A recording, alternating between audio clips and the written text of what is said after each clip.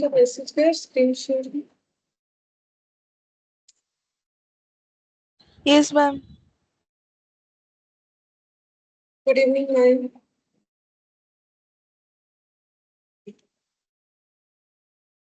ठीक है, देखो रिटायरमेंट में जेएलपी का कंसेप्ट हम लोग को करना पड़ेगा, लेकिन उसके पहले एक काम करते हैं, जेएलपी के बिना जो भी क्वेश्चन है वो कर लेते हैं। 2 ही क्वेश्चन है कि इलस्ट्रेशन 11 जो मैंने बोला था होमवर्क कर सकते हैं, और एक क्वेश्चन है, वो दोनों करने के बाद जो है हम लोग बाकी क्वेश्चन करते हैं। ठीक है, फिर जेएलपी समझेंगे, फिर देखते हैं जेएलपी को समझने में टाइम लगेगा, उसके बाद हम लोग क्वेश्चन होगा तो करेंगे। ठीक है, बोला है देखो इलस्ट्रेशन 11 में Satyam, Shivam, and Sundaram are partners of Messrs.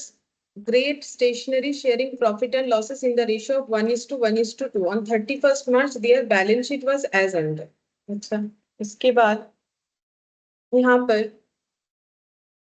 तीनों का नाम दिया हुआ है। कैपिटल में जनरल रिजर्व है, लोन फ्रॉम सत्यम, मतलब पहले से ही एक पार्टनर से लोन लिया हुआ है, सन्ड्री क्रेडिटर। ठीक है, building plant investment stock trade receivable bank. बोल रहे 1 अप्रैल 2022 Shivam retired on the following term. तो शिवम रिटायर कर रहे हैं, और यहाँ पर बोला है गुडविल को वैल्यू किया गया 1,20,000, but the same will not appear. ये ऐसे ही बोला है, मतलब देखो वो तो वैसे भी अपीयर नहीं होता है। ठीक है, इसको लेके हमें कुछ करना नहीं है। बिल्डिंग को अप्रिशिएट करना है 20%, प्लांट को डिप्रिशिएट करना है, रिवैल्यूएशन में जाएगा। Investment are to be taken over by the Satyam in full settlement of his loan. तो इसका क्या एंट्री होना चाहिए? देखो ये जो सत्यम ना, हाँ, इनसे जो लोन लिया था, ये लोन पार्टनरशिप फर्म ने लिया था कि दिया था? पार्टनरशिप फर्म ने लिया है और सत्यम ने दिया है, तभी तो लाइबिलिटी साइड में दिख रहा है। अब ये लोन को सेटल करना है, और बदले में वो क्या लेने वाले हैं? इन्वेस्टमेंट कितने का है? अच्छा, तो बोलो पहला बात, ये सेटलमेंट में किसका बेनिफिट है, किसका लॉस है? फर्म का लॉस होगा, सोचो। सेटलमेंट कैसे होगा? सत्यम को कितना देना चाहिए? अगर पैसा देना पड़ता तो कितना देना पड़ता? 94,000। बदले में क्या दे रहे हैं? 85,000 का इन्वेस्टमेंट। तो लॉस किसका? सत्यम का है ना, और पार्टनरशिप फर्म का तो है नहीं। तो इसका एंट्री क्या होना चाहिए? इन्वेस्टमेंट चला जाएगा, तो टू इन्वेस्टमेंट कितने का? 85,000 का, और लोन कैंसिल हो जाएगा तो क्या होगा? सत्यम लोन डेबिट हो जाएगा, कितने से? 94,000 से टू इन्वेस्टमेंट। तो इसका गैप कितने का आ रहा है? 9,000। अच्छा, तो इसको कैसे दिखाएंगे जो गैप आ रहा है? हाँ, यहाँ पर दिखाएंगे, रिवैल्यूएशन में क्या कर देंगे? क्रेडिट। ठीक है, रिवैल्यूएशन में, क्योंकि देखो ये प्रॉफिट तो किसका हुआ है? ऑर्गेनाइजेशन का हुआ है। ठीक है, मतलब इसमें बेनिफिट एक्चुअली क्या हो रहा है? लाइबिलिटी रिड्यूस हो रहा है। तो लाइबिलिटी का वैल्यू एक्चुअली कितना मान लिया गया होगा? लोन का वैल्यू 94 से कितना कर दिया होगा? तभी तो 85 में सेटल हो। ठीक है, तो इसीलिए रिवैल्यूएशन में जाएगा। Provisions of 5% is to be made on trade receivable, ये वाला भी रिवैल्यूएशन में जाएगा। In the reconstituted firm the total capital 3 lakh, जिसको डिस्ट्रीब्यूट करना है new profit sharing ratio Satyam और सुंदरम के बीच में कितना? 2:3 में। ठीक है, तो ये हम लोग कर लेंगे जब कैपिटल अकाउंट बनाएंगे। उसके बाद यहाँ पर देखो बोला है the amount due to retiring partner shall be transfer to his loan account. मतलब पेमेंट नहीं कर पाएंगे, कहाँ जाएगा? लोन अकाउंट में जाएगा। हम लोग को जर्नल एंट्री बनाने बोला है, और बोला है कि record the above adjustment and also prepare balance sheet thereafter. अच्छा, सिर्फ जर्नल और उसके बाद बैलेंस शीट, और कुछ नहीं बोला है, सिर्फ जर्नल और उसके बाद बैलेंस शीट बोला है। ठीक है, तो पहले जर्नल एंट्री बनाना था, बनाओ ये वाला इलस्ट्रेशन 11 में था।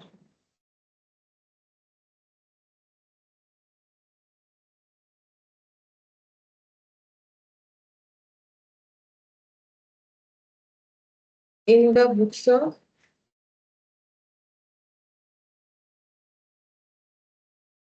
सत्यम, Shivam and Sundaram.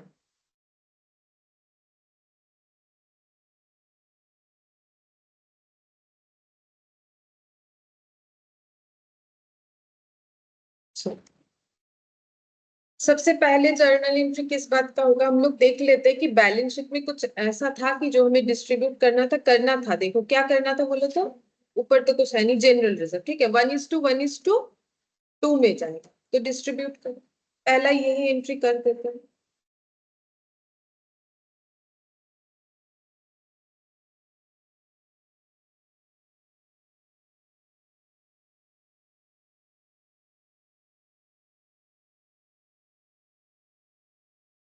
General reserve account debit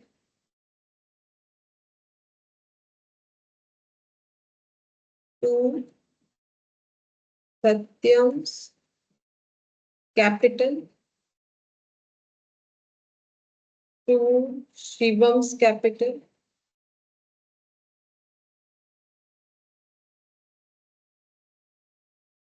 to Sundaram's capital. Amount है 80,000। 80,000 को डिस्ट्रीब्यूट करना पड़ेगा 1/4, 1/2, 1/4, 1/4 और 2/, ये वाला था रेशियो। 1:20,000, 20,000, 40,000, अच्छा 20,000, 20,000 और 40। ठीक है, जनरल रिजर्व का डिस्ट्रीब्यूशन हो गया, बीइंग जनरल रिजर्व डिस्ट्रीब्यूटेड।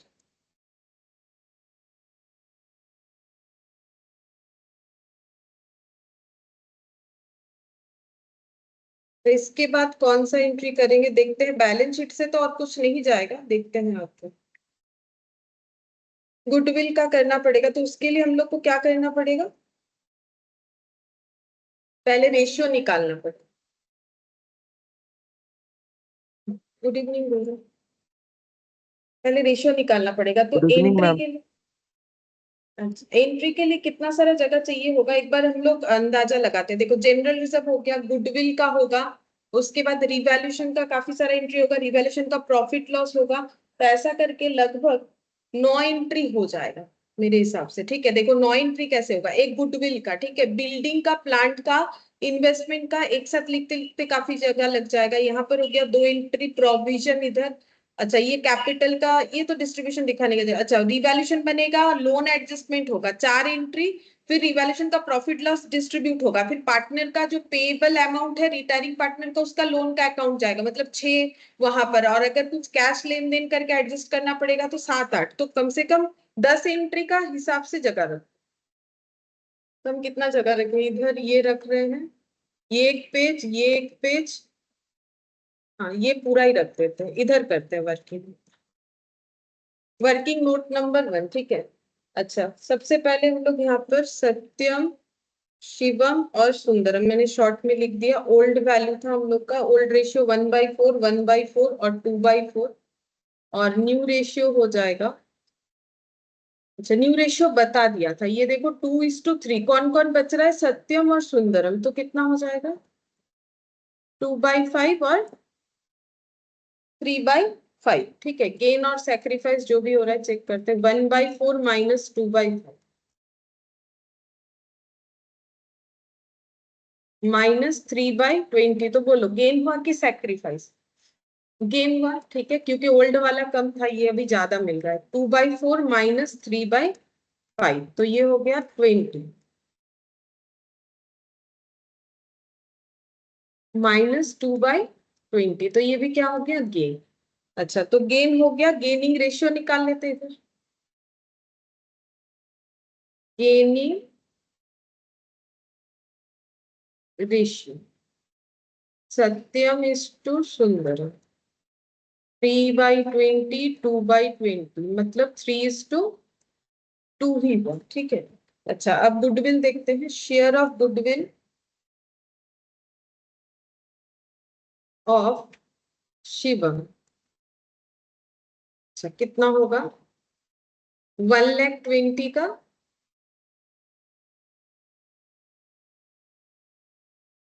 1/4।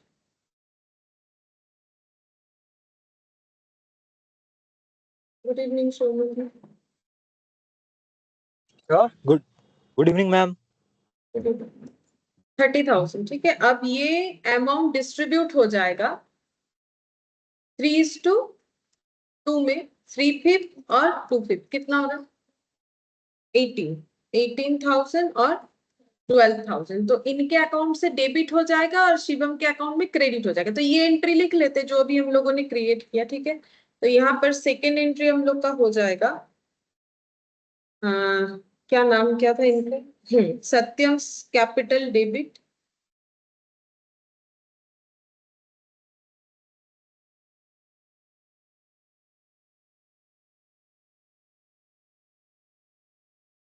और Sundaram capital account debit.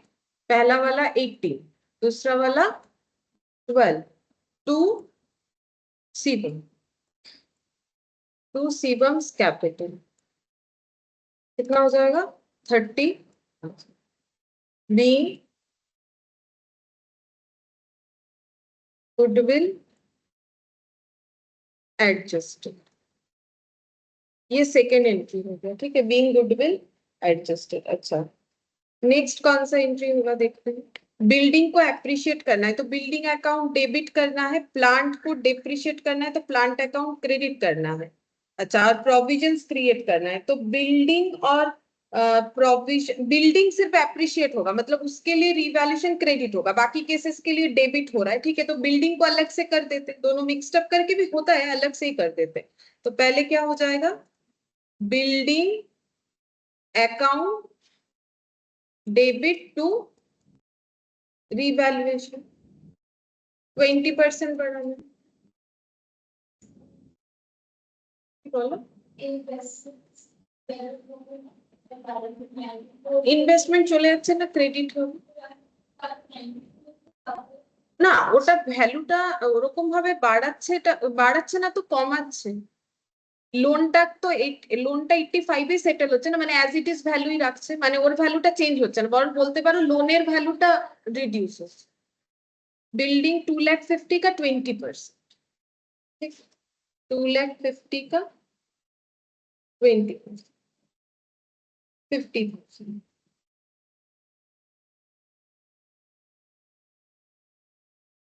Building এর সাথে কোনটা বলো,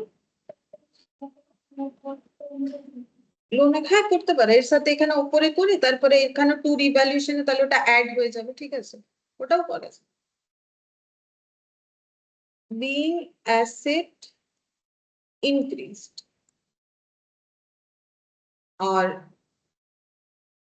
बाकी दो जो एसेट है डायरेक्टली जो रिवैल्यूएशन में जा रहा है वो कर लेते, फिर इन्वेस्टमेंट का उसके बाद कर लेंगे, ठीक है। वैसे भी कर सकते हो, मतलब हम ये कर रहे हैं कि ये दोनों को जैसा है वैसा कर देते, ये लोन के साथ सेटलमेंट है उसका अलग से कर देते, ताकि कैपिटल अकाउंट में जब उसको वहां पर पोस्ट करेंगे तो हमारे पास इंडिविजुअली एंट्री दिख जाएगा, तब पोस्ट करने में दिक्कत नहीं होगा।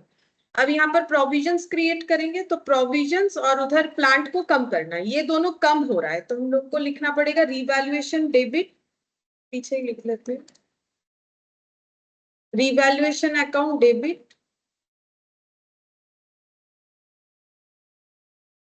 टू प्लांट और टू पीवीडीटी, ये दोनों को एक साथ कर दिया, ये दोनों हम लोग का बीइंग एसेट रिड्यूस्ड, और वो एडजस्टमेंट है, ठीक है। बीइंग एसेट रिड्यूस्ड एक साथ हो सकता है, एक साथ तो करते पारो कोनो असुविधा। तो यहाँ पर प्रोविजंस 5% बनाना है, डेटर देखो कितना है 68,000, 68,000 का 5%,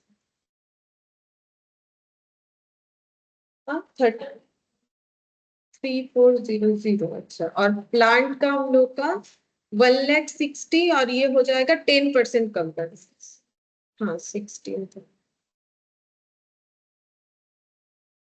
अच्छा, तो कितना बन गया 19,400 बीइंग एसेट रिड्यूस्ड हो गया, ठीक है।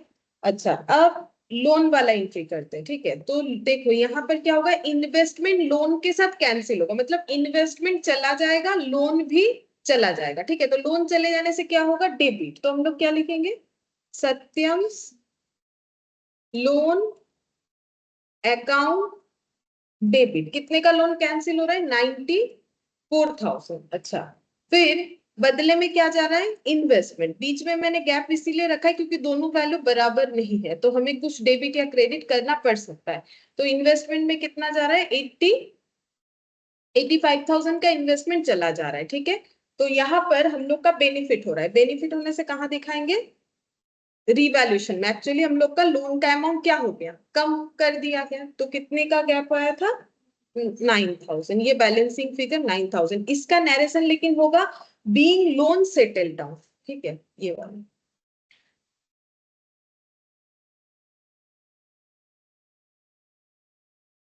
लोन सेटल्ड लिख दिया मैंने। अच्छा, तो देखो 1 हो गया, 2 हो गया, 3 हो गया, 4 हो गया। अच्छा, ये फिफ्थ वाला तो बोला है कि फर्म का कैपिटल हमें 3 लाख रखना है, वो तो कैपिटल अकाउंट में जाता है, और रिटायरिंग पार्टनर का जो पेबल अमाउंट है वो ट्रांसफर होगा उनके लोन अकाउंट में, ठीक है।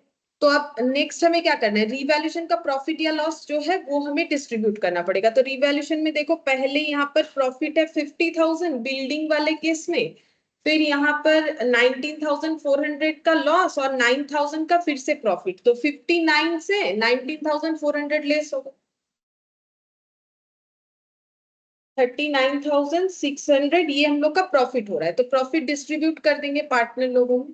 तो revaluation account debit to Satyam's capital, to Satyam's, to Shivam's, to Sundaram's capital, 39,600। अच्छा, रेशियो 1/4, 1/4 और 2/4, कितना आ रहा है, सो 9,900। इट होता ही हमें 9,900 और ये डबल हो जाएगा 19,800, बीइंग रिवैल्यूएशन प्रॉफिट डिस्ट्रीब्यूटेड।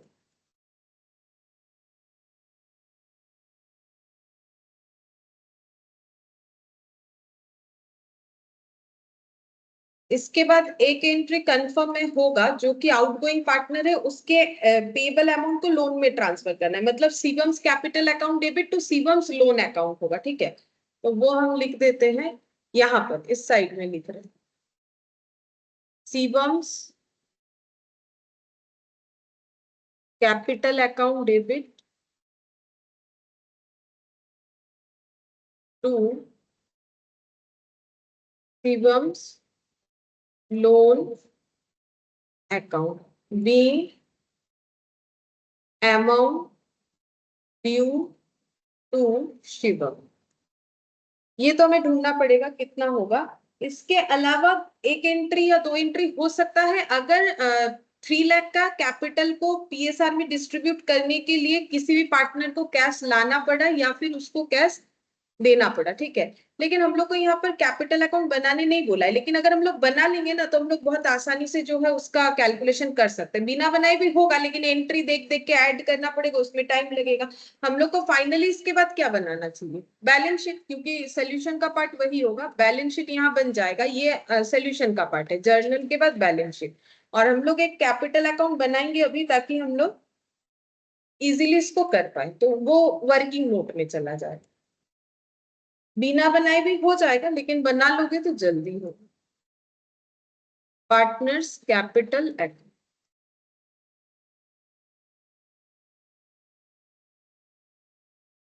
सत्यम, शिवम और सुंदर। पहले बाई बैलेंस भी, इसमें वैल्यू है 195, 148, 1,12,000, 195, 1,48 और 1,12,000। अब रिजर्व डिस्ट्रीब्यूट कर देते हैं, बाई रिजर्व बोल के कितना कितना आया था, 20,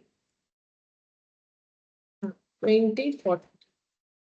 रिजर्व के बाद था हम लोग का गुडविल का एंट्री, गुडविल का क्या आया था, 2 शिवम आएगा, 2 शिवम आएगा, और बाई आ जाएगा, बाकी दो पार्टनर बाई सत्यम और बाई सुंदरम। अमाउंट यहीं पर दिख रहा है मुझे, ये देखो यहाँ वर्किंग नोट के ऊपर 18 था और एक 12। ठीक है, 18 और 12 ये वाला हो जाएगा, जाएगा यहाँ पर 18 और यहाँ पर 12, और इधर में हम लोग का सत्यम में जाएगा 18 और इधर आ जाएगा शिवम सुंदरम में आ जाएगा 12। अच्छा, इसके बाद कौन सा एंट्री होगा, रिवैल्यूएशन का प्रॉफिट, ये कर सकते हैं बाय रिवैल्यूएशन प्रॉफिट 9900 9900 और उसका डबल। ठीक है, 9900 9900 और कितना था 19,800, और लोन वाला एंट्री था। ठीक है, लोन वाले एंट्री का कैसे पोस्टिंग होगा, तुम लोगों ने कौन कौन सा पोस्ट कर लिया, ये कर लिया, ये भी कर लिया। बिल्डिंग टू रिवैल्यूएशन, रिवैल्यूएशन ये वाला Satyam loan to revaluation to investment, तो ये तो यहाँ आएगा नहीं क्योंकि ये तो कैपिटल है नहीं। ठीक है, अच्छा ये हो गया। अब बस और तो यहाँ पर कुछ होगा नहीं। अब हम लोग वो टू बैलेंस सीडी करके वो क्लोज कर सकते हैं। यहाँ पर जो बोला है ना 3 लाख को डिस्ट्रीब्यूट करना है, ये देखो बोला है 3 लाख रुपीस को रेशियो में रखना है 2:3 में, तो 3 लाख को डिस्ट्रीब्यूट करना है 2:3 में, तो कर कितना होता है 1,20,000। अच्छा, और इसमें आएगा 1,80,000, 1,80,000 हो गया। बस अब हम लोग क्या करेंगे, सबसे पहले शिवम का अकाउंट को क्लोज करेंगे और देखेंगे उनका कितना पेबल था जो कि लोन में ट्रांसफर होने वाला। To Shivam's loan,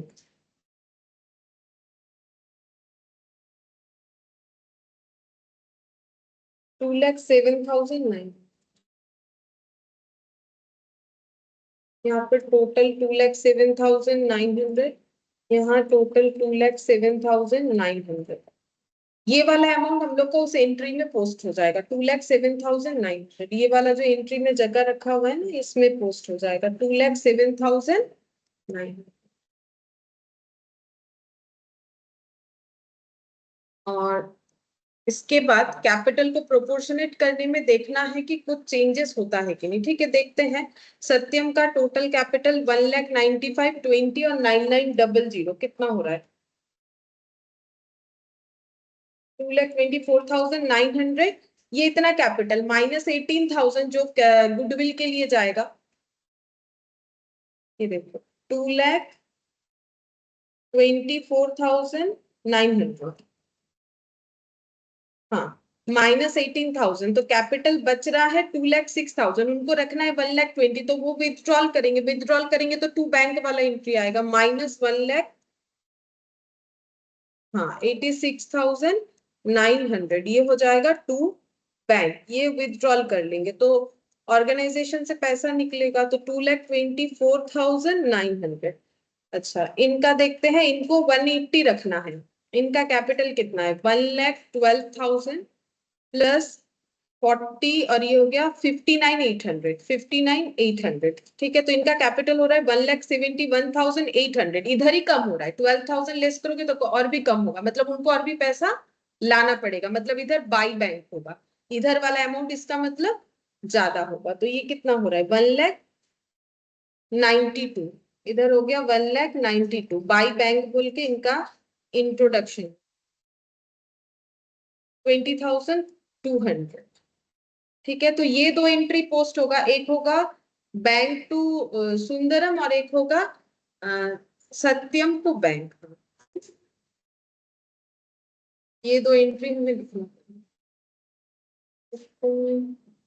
Satyam's capital account debit, Satyam's capital account debit to bank,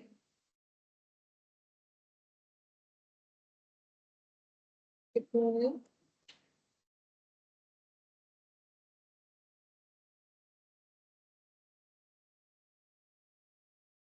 being cash withdrawn to adjust capital in PSR, कितना आया था इसका अमाउंट 86,900। और ये वाला हो जाएगा bank account debit to Sundaram's capital.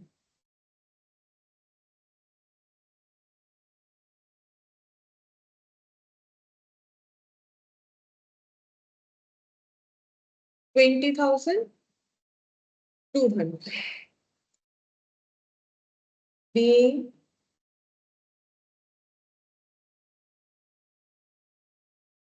cash introduced to adjust capital in PS option। तो ये जर्नल एंट्री कंप्लीट हो गया हम लोग का। इसके बाद बैलेंस शीट को रेडी करना पड़ेगा। ठीक है, बैलेंस शीट बना, बैलेंस शीट में देखते हैं। बिल्डिंग, बिल्डिंग का वैल्यू एप्रिशिएट हुआ है तो उसमें एडिशन होगा। बिल्डिंग था 2,50,000 और भी 50,000, 3,00,000। अच्छा, बिल्डिंग के बाद प्लांट, इसमें डिप्रिशिएशन बोला था। प्लांट 1,60,000 और 10% कम करने बोला। हाँ, 16,000 लेस डिप्रिशिएशन 16,000, 1,44,000। प्लांट के बाद इन्वेस्टमेंट ये तो चला गया। स्टॉक 45,280, इसमें कोई चेंजेस नहीं है, एज इट इज रहेगा। ट्रेड रिसीवेबल, इसमें पीबीडीडी क्रिएट करने बोला था। Trade receivable less PBDD. Trade receivable था 68,000 और पीबीडीडी देखो कितनी,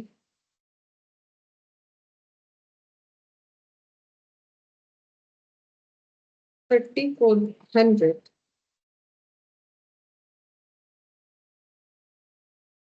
64,600।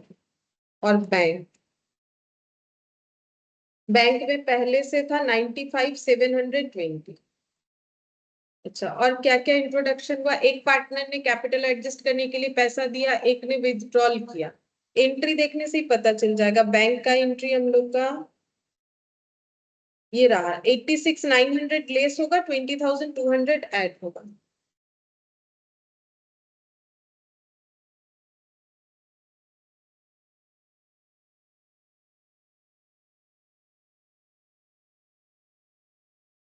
$29,020, ठीक है, और कुछ नहीं होगा, इसको ऐड कर लेना। इधर कैपिटल सत्यम सुंदरम टोटल 3,00,000, जिसको हम लोगों ने डिस्ट्रीब्यूट किया है 120 और 180 को। और क्या बच रहा है? जनरल रिजर्व खत्म, लोन खत्म। एक लोन आ जाएगा नया और सन्ड्री क्रेडिटर जैसा है वैसा रहेगा, सीवम्स लोन आ जाएगा।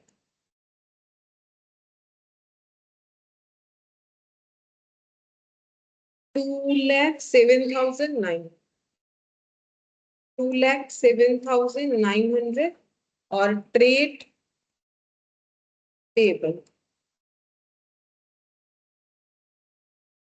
सन्ड्री क्रेडिटर था, ठीक है, मैंने ट्रेड पेबल लिख दिया और नहीं हटा रहे। सन्ड्री क्रेडिटर लिख लो, जो लिखा हुआ रहेगा वही लिखना चाहिए, ठीक है। तो कितना हो जाएगा दोनों साइड? 5,82,900। दूध देखिए, 5,82,900। इस क्वेश्चन में सिर्फ जर्नल एंट्री और उसके बाद डायरेक्ट बैलेंस शीट बनाने के लिए बोला था। कैपिटल अकाउंट नहीं बोला था, लेकिन हम लोग बना लिए ताकि हमारे क्वेश्चन करने में आसान। अच्छा, इसके बाद जेएलपी करेंगे हम लोग। जेएलपी रिलेटेड हमारा 3 क्वेश्चन ऊपर बाकी है, 3 या 4। ये क्वेश्चन नंबर 1 ये भी हम लोग का जेएलपी रिलेटेड है। क्वेश्चन नंबर 2 ये कर लेते हैं, ये जेएलपी वाला नहीं है, उसके बाद जेएलपी करते हैं। देखो इसमें क्या बोला है, ABC, where in partnership sharing profit and losses in the ratio 3:2:1, the balance sheet of the firm as on 31st December 2022 was as under. तीनों का कैपिटल दिया है, sundry creditor, fixture, stock, sundry debtor, cash, ठीक है. A on account of ill health gave notice that he wish to retire from the firm. A retirement agreement was therefore entered as on 31st March 2022, the term of which were as follows. अच्छा, retirement का जो terms condition है बोला है, profit and loss for the year 31st March 2022 which showed a net profit 42,000 was reopened. ऐसा question हम लोगों ने किया था ना, इसके पहले भी रीओपन करना है और उसके बाद उस अमाउंट को क्या करना है, वही किसी को बोनस देना था. यहाँ पर भी सेम टाइप बोला है, लेकिन थोड़ा सा शायद आगे जाके एक आधा कुछ डिफरेंसेस है इस क्वेश्चन में. बोला है B was credited with 6,000 as bonus, मतलब प्रॉफिट जो दिया गया था उसको रिटर्न मांगा जा रहा है, ठीक है, रीओपन करने का मतलब. तो पहले प्रॉफिट को वापस लेंगे तो सबका कैपिटल को फिर से डेबिट कर देंगे, एबीसी का 42,000 रिटर्न लेंगे, फिर उसमें से 6,000 क्या करना है, बोनस के तौर पे बी को दे देना है, तो बचेगा कितना प्रॉफिट, 36,000. फिर उसको हमें क्या करना है, दोबारा से डिस्ट्रीब्यूट करना है, लेकिन कौन से रेशियो में, उन्होंने बोला अब 1 अप्रैल को रेशियो हम लोग मान लेते हैं कितना है, 2:3:1, तो इसी रेशियो में हमें डिस्ट्रीब्यूट करना. ये पार्ट हम लोग पहले एक क्वेश्चन में कर चुके हैं, सेम पूरा है, सिर्फ और सिर्फ थोड़ा सा डेटा अलग है. उसके बाद यहाँ पर गुडविल दिया है वैल्यू करने के लिए, जो शायद उस क्वेश्चन में नहीं था, ठीक है, गुडविल. तो यहाँ पर गुडविल कैसे कैलकुलेट करने दिया है, valued at 2 years purchase of simple average profit, ठीक है. तो यहाँ देखो वैसे भी ट्रेंड है नहीं, 15 फिर 23 फिर 25 नहीं, ट्रेंड है लेकिन किस में करने बोला है, तो फिर हम लोग सिंपल एवरेज ही कर देंगे. 5 years profit for this 5 years ending 31st March as under. तो 5 years का हम लोग क्या निकालेंगे, डिवाइडेड बाई 5 करेंगे ये सारे टोटल करके, तो फिर हम लोग को पता चल जाएगा कि कितना हो रहा है. इनटू 2 years करोगे तो गुडविल पता चलेगा. फिर इसके बाद यहाँ पर फिक्सचर्स का वैल्यू बोला है 39,800, तो चेंज हुआ होगा, देखेंगे अपवर्ड की डाउनवर्ड. प्रोविजंस क्रिएट करना है और remaining asset were to be taken at their book value, मतलब बाकी एसेट में कोई चेंजेस नहीं करना है. Amount payable to A shall be paid by B, बोल रहे ए को जो पे करना है वो बी पे करेगा. ये एक एक्स्ट्रा पॉइंट यहाँ देख सकते हो, ऐसा हम लोगों ने नहीं देखा था, आसान है वैसे. मतलब ए कौन है, जो रिटायर कर रहा है, ए को जो भी पे करना है वो कौन करेगा, मतलब एक का अमाउंट पे हो जाएगा, लेकिन एंट्री फिर क्या होगा, हाँ, to A's capital to B's capital. अगर फर्म से पे करते हैं तो एस कैपिटल टू कैश या बैंक, अगर लोन कर देते हैं तो A's capital to A's loan. अब बोल रहे बी कर देगा तो बी को बाद में देना पड़ेगा, तो टू बीस कैपिटल हो जाएगा. B and C agreed as between themselves to continue the business sharing profit and losses in the ratio 3:1 and decide to retain fixture in the books at the revised value and increase the provision. वहां भी ये वाला था, provisions को increase पहले 2% किया था, अब कितना करना है, 6%.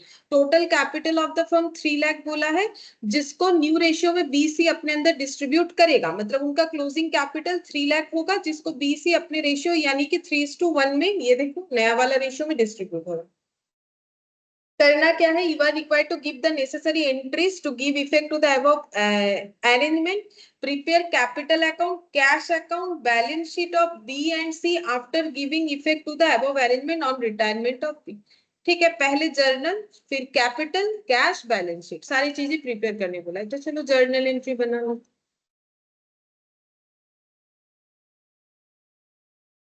क्वेश्चन नंबर, इसमें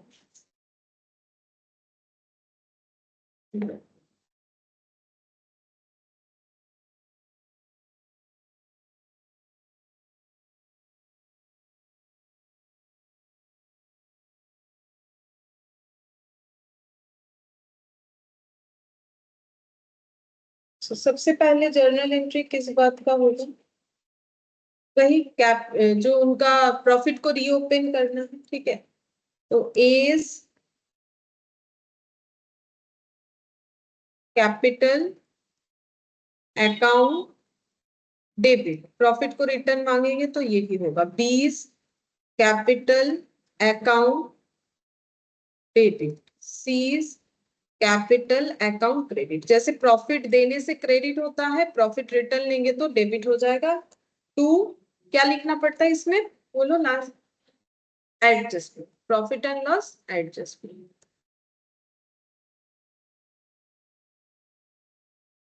कितना प्रॉफिट था जो रिटर्न मांगा गया है, देखो 42,000 का था, ठीक है 42,000। अब जब रिटर्न मांगा है तो जिनको जितना दिया था वो उतना उतना ही रिटर्न कर सकते हैं। तो पहले कैसे डिस्ट्रीब्यूट हुआ था, 3:2:1 में हुआ होगा, तो उतना उतना ही रिटर्न दे पाएंगे। तो 3/6, 2/6 और 1/6, तो ये 7,000, 21,000, और ये 7,000 into 2, 14,000। B profit return back for making adjustment. ये प्रॉफिट उन्होंने इसीलिए मांगा था कि उनको लगा कि जो पार्टनर बी है उन्होंने ज्यादा मेहनत किया है, उनको एक्स्ट्रा अमाउंट देना पड़ेगा, तो प्रॉफिट से ही तो देना पड़ेगा बोनस, तो प्रॉफिट बांट दिया था, वापस मांग लिया।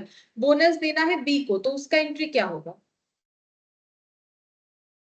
हाँ PL adjustment account debit to B's capital. अगर पहले ही दे देते तो एडजस्टमेंट नहीं होता, तब क्या होता पीएल एप्रो डायरेक्ट, क्योंकि वो बन चुका था, उसके बाद फिर से जो है री एडजस्टमेंट हो रहा है, तो इसीलिए PL adjustment account debit to B's capital 6,000 का।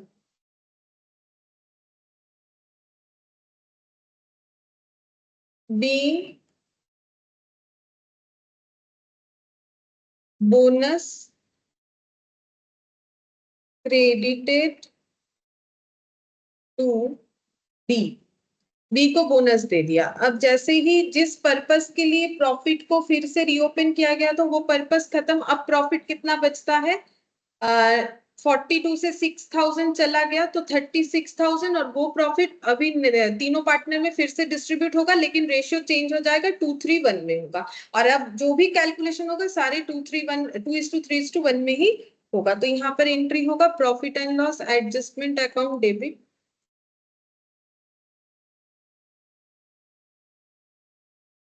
टू ए's कैपिटल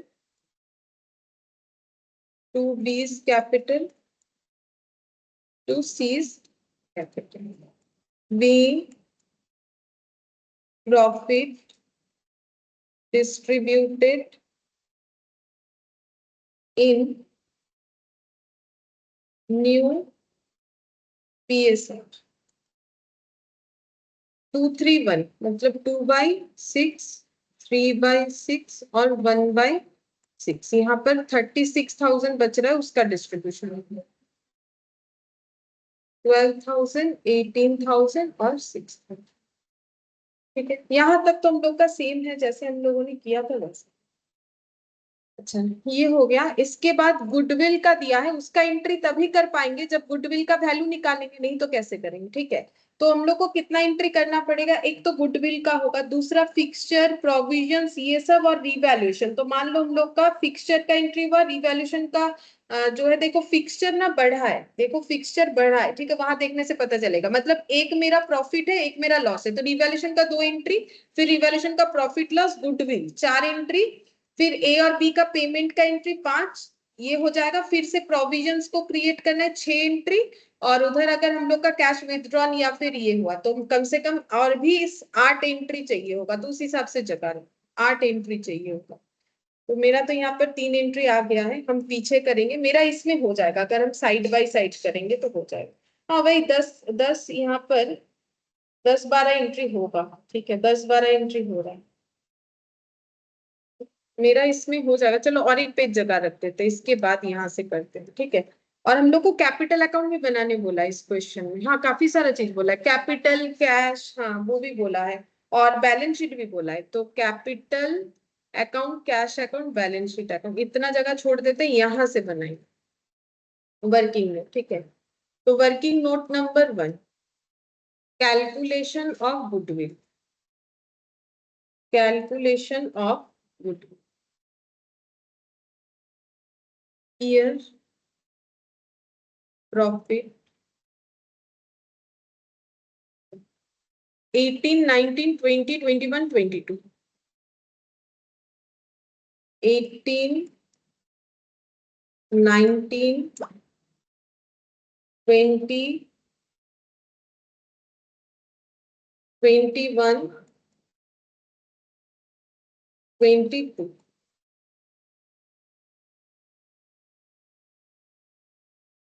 5 years का प्रॉफिट है, देखो 15, 23, 25, 35, 42। 15, 23, 25, 15, 23, 25 और आखिरी दो है 35 और 42। ट्रेंड है, लेकिन क्योंकि बोला है सिंपल एवरेज करो तो वेटेड एवरेज नहीं कर सकते, तो इसका टोटल लगाएंगे तो टोटल आ जाए 1,40,000। ठीक है, फिर यहाँ पर निकालेंगे एवरेज प्रॉफिट पर एन। 1,40,000 डिवाइडेड बाई 5, 28,000 पर एन। गुडविल हो जाएगा average profit into number of year purchase। 28,000 question में गिवन है 2 years, 56,000। अच्छा, ये कैलकुलेट करने का जरूरत इसीलिए है क्योंकि जो आउटगोइंग पार्टनर है उनको देना पड़ेगा उनका शेयर। ठीक है, तो वो तो निकालेंगे, लेकिन उसके लिए हम लोग को और एक कैलकुलेशन करना पड़ेगा, पीएसआर, जो प्रॉफिट शेयरिंग रेशियो। ठीक है, तो वर्किंग नोट नंबर 2 कर लेते, कैलकुलेशन ऑफ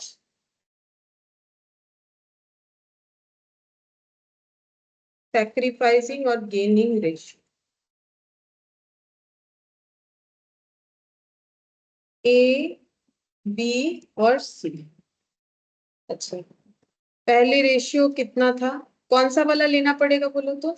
2:3:1, क्योंकि 1 अप्रैल के बाद से यही कंसिडर हो रहा है, तो इसके बाद ही तो कैलकुलेशन सारा चालू हुआ है। क्योंकि देखो 31 मार्च 2022 में जो टर्म्स कंडीशन रखा गया तो उसके हिसाब से चलना है, तो हमारे वो प्रीवियस वाला किसी काम का नहीं।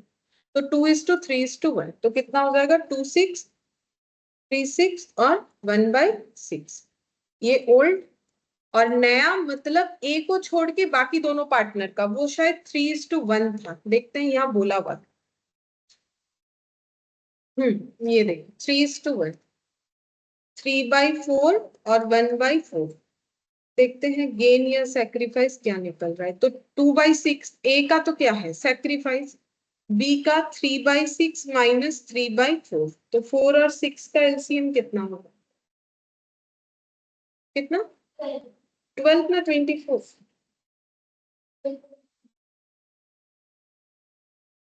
हाँ 12, 6 माइनस 9 माइनस 3/12, 1/6 माइनस 1/4, 12, 2 माइनस 1/12, मतलब दोनों का गेन है। ठीक है, तो गेनिंग रेशियो निकल जाएगा, गेनिंग रेशियो B/C, 3:1। अच्छा, अब ये 3:1 में ये लोग क्या करेंगे, कंपेंसेट करेंगे ए को। तो यहां पर निकालते हैं A's share of goodwill, A's share of goodwill 56,000 है टोटल गुडविल, इंटू ए का शेयर 2/6। पॉइंट में आएगा,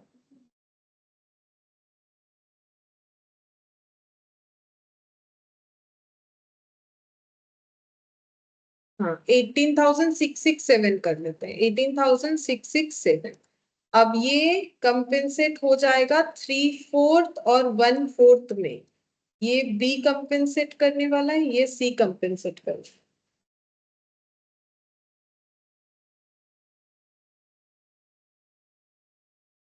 कितना हो रहा है, डिवाइडेड बाई 4 इन একটা 14,000 हो जाएगा। पूरा पूरा डेटा ले लो, मतलब 18,666 पॉइंट करके कैलकुलेटर जहां तक लेगा ना 666 वो पूरा लिख के करो, पूरा राउंड में आंसर आएगा। जब कैलकुलेटर और सपोर्ट नहीं करेगा 6 लिखने का तब बंद कर दो, मतलब तुम लोग लिखो 18,666.6666 लिखते जाओ जब तक कैलकुलेटर लेगा, फिर इंटू 3/4 करो, देखो क्या आंसर आता है। देखो 14,000 आया। जब भी ऐसे होता है ना तो जब मतलब कब करना है, जब पॉइंट के बाद एक ही जैसा नंबर चल रहा है, जैसे ऐसा नहीं कि सिंगल डिजिट, जैसे अगर 626262 तो भी लिख सकते हो, ठीक है, तब राउंड में आंसर आ जाएगा। और दूसरा वाला भी सेम तरीके से करके देखो।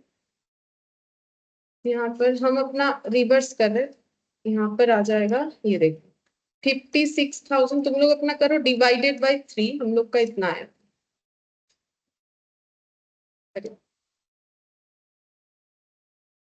ये आया था ये पूरा डिवाइडेड बाई 4, मेरा वो 7 दिख रहा है इस वजह से, तुम लोग देखो कितना आ रहा है, इट इज 466 7 कर दो, तब ये दोनों को ऐड करने से यही वाला आ जाएगा, ठीक है। अच्छा अब हम लोग क्या करेंगे, एंट्री लिखना है इसका, चलो एंट्री।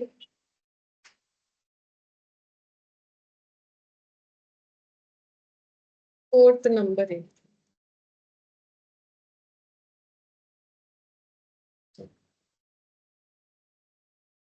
क्या होगा एंट्री, हाँ, 20 capital account debit, C's capital account debit to A's capital. B का हो जाएगा 14,000, सी का 4667, 14,4667, 18,667 being goodwill adjusted।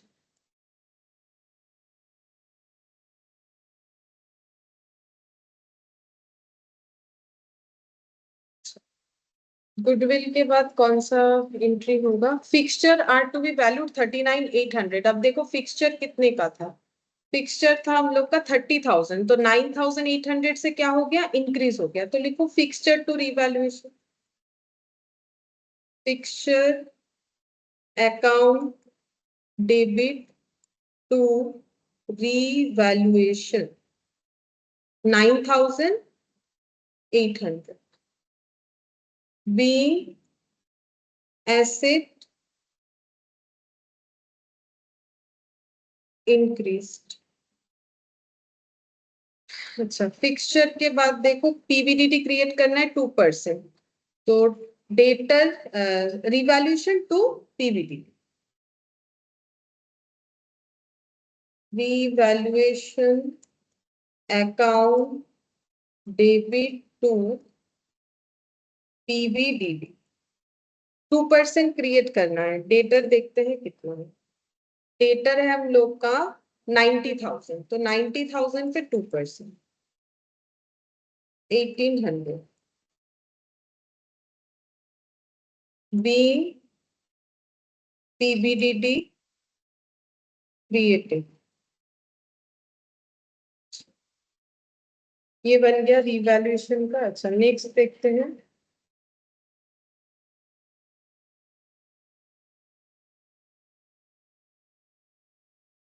और बाकी एसेट तो अपने बुक वैल्यू पे रहेगा, तो ठीक है, रिवैल्यूएशन का प्रॉफिट लॉस देख लो, 1,800 का लॉस और 9,800 का प्रॉफिट, तो 8,000 का प्रॉफिट वो डिस्ट्रीब्यूट हो जाएगा, रिवैल्यूएशन अकाउंट डेबिट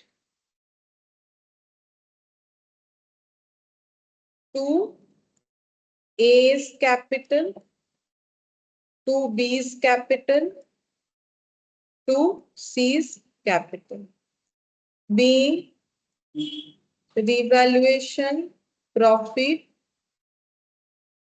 ट्रांसफर 8,000, और रेशियो हम लोग का वो वाला 2 क्या था, हाँ 2/6, 3/6, 1/6,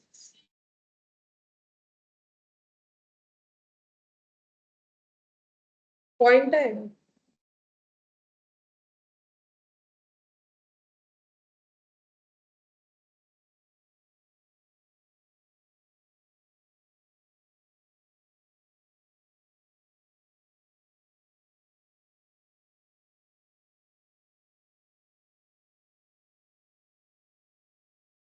कितना आ रहा है?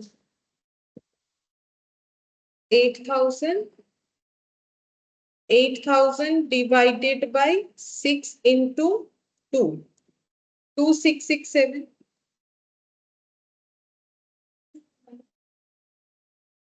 4,000 और 1333, चलो टोटल को 8,000 तब ठीक है, हो गया।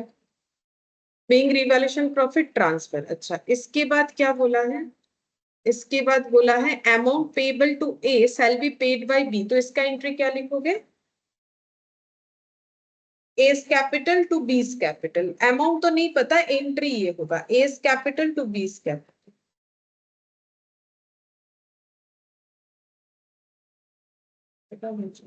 एस कैपिटल, ये हो गया हम लोग का एक number. S capital account debit to B's capital, being amount payable to A by B.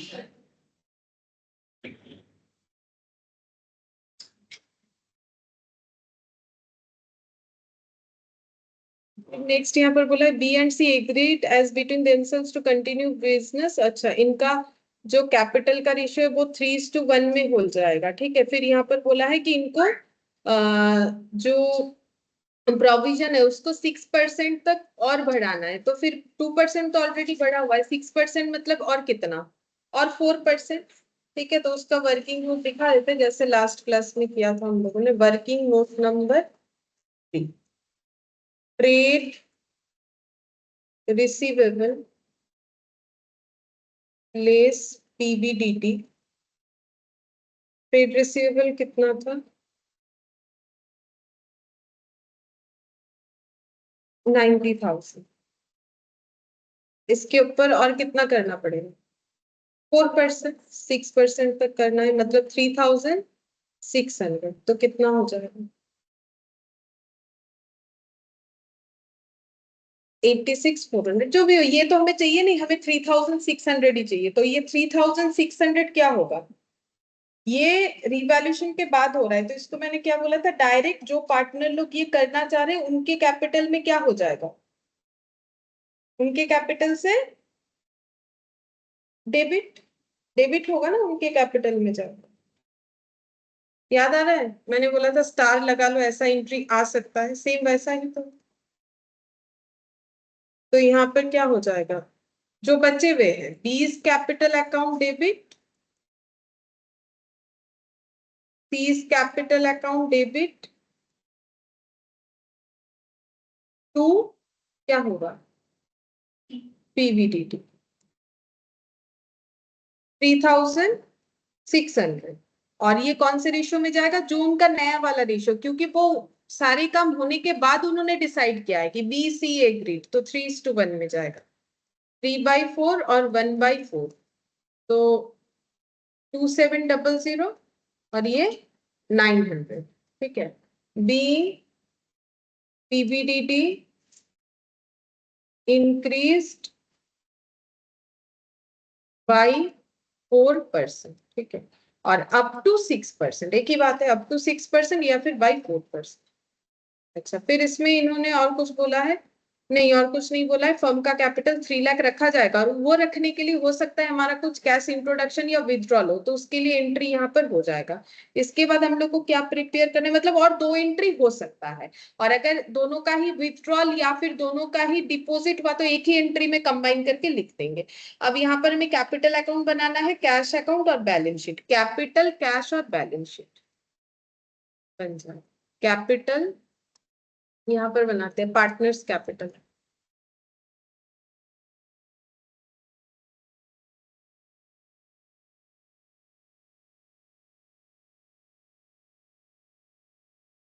A B और सी बाई बैलेंस बी।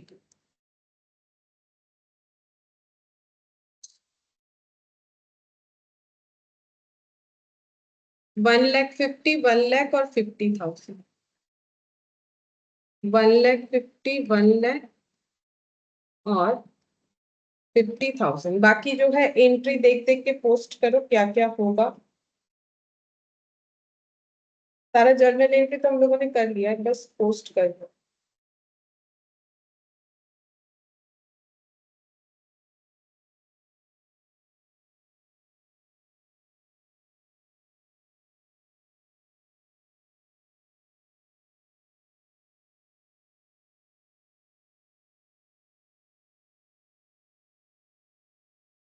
इसके बाद यहाँ पर देखते हैं क्या आएगा। एस कैपिटल, बीस कैपिटल, 2 PL एडजस्टमेंट बोल के आएगा सबसे पहले।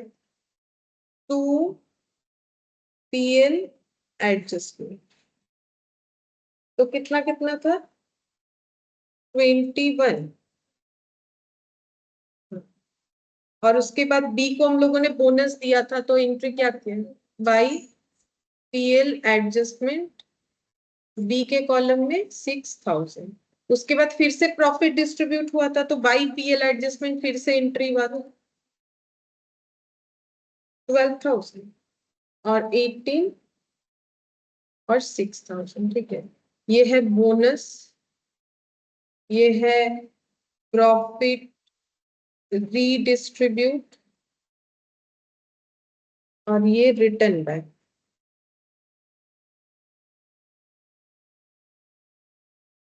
इसके बाद का हम लोग का क्या एंट्री था देखो। ये फर्स्ट हो गया, सेकंड हो गया, हाँ वो गुडविल वाला BC to A, तो 2A बाई बीस कैपिटल, बाई सीज कैपिटल, और 2A's कैपिटल। 2A's कैपिटल बोल के कितना कितना आएगा? बी में 14, हाँ इसमें कोई पॉइंट वाला था, 4,7। अच्छा, तो बी बोल के ए के कॉलम में आ जाएगा 14,000, और सी बोल के भी ए के कॉलम में आएगा 4,667। ठीक है, अच्छा। हाँ, फिक्सचर रिवैल्यूएशन, रिवैल्यूएशन, अच्छा तो by revaluation profit, by revaluation profit.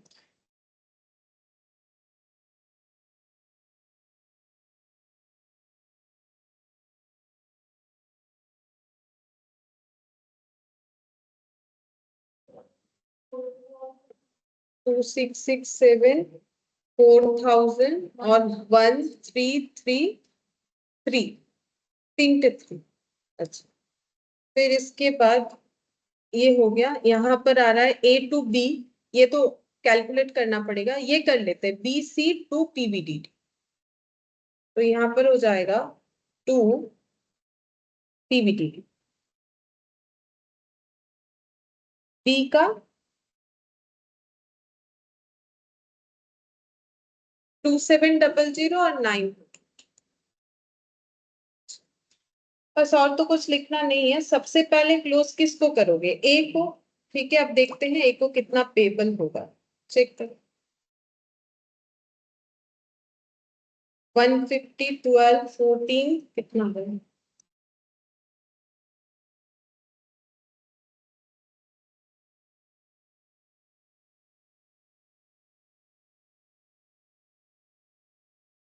Total कर 1,83,334। अच्छा, 1,83,334। अच्छा, बैलेंस शीट भी तो लिख लेना चाहिए था ना शायद, उसको अप्रोच। हाँ, 3 लाख जो है वो 3:1 में जाएगा। हाँ, पहले तो वो लिखना पड़ेगा, यहाँ बैलेंस करके तो नहीं आएगा। टू बैलेंस CD कैसे करना है? 3 लाख को 3:1 में डिस्ट्रीब्यूट करना है। इसका भी वर्किंग बनाना चाहिए, यहीं पर करे तो ये भी शायद पॉइंट में आएगा क्या? देखो कितना था, 3 लाख डिवाइडेड बाई 4 × 3, यानी 9/4 ना, पॉइंट में नहीं। सी का 75 होगा शायद, और इसका 3 गुना हो जाएगा। हाँ, 2,25,000। अब हम लोग करते हैं, ठीक रहेगा। यहाँ पर 1,83,334 ए का है, जिसमें से ए का प्रॉफिट 21,000 लेस हो गया, तो -21। हाँ 1,62,334, इसका एंट्री क्या होगा, टू बी इज कैपिटल, क्योंकि ये बी का यहाँ पर ट्रांसफर होगा, बी पे करने वाला है इसे। तो 1,62,2,334, और ये वाला अमाउंट वहां पर हम लोग लिखेंगे। हाँ वहां जो अमाउंट खाली रखा है ना यहाँ, मैंने 2 बार 2 लिख दिया ना, वन, एक बार 2 होगा, 2 बार 3 होगा, और एक बार 4 होगा, 1,62,334 यहाँ पर भी आ जाएगा, 1,62,334, 1,62,334। तो 2 बी हो गया, और बाई ए भी होना चाहिए इसका पोस्टिंग, ठीक है, तो बाई ए बोल के इसका पोस्टिंग करना पड़ेगा, 1,62,334। अच्छा, अब हम लोग बी और सी को क्लोज कर सकते हैं। तो बी का कैपिटल कितना है, 2 लाख, ए टोटल था 2,90,334 माइनस 28, 30,700 माइनस,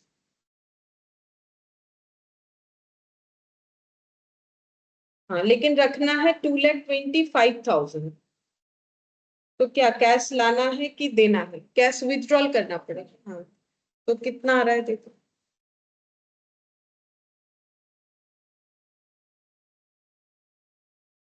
34,634 विथड्रॉल करना पड़ेगा, 2,90,330, और इनका 57,333। इधर तो कम है, इनको लाना ही पड़ेगा, देखो इनका इधर ही टोटल कम है, ऊपर से ये वाला डिडक्ट होने वाला है, 75,000 रखना है, इनका बाई कैश ही आए।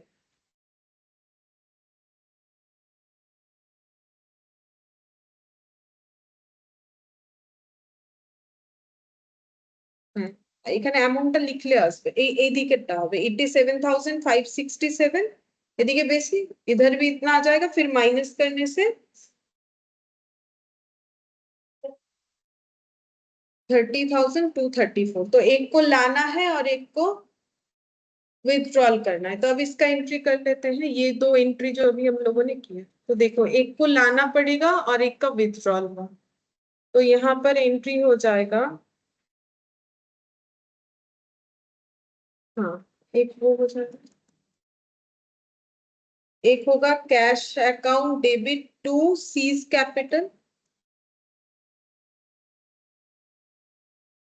30,234, 30,234 being cash introduced to make capital proportionate.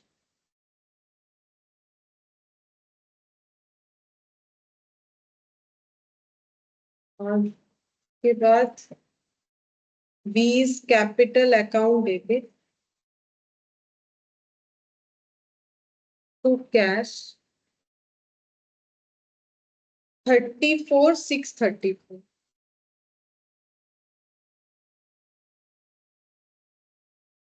being cash withdrawn to make capital proportionate.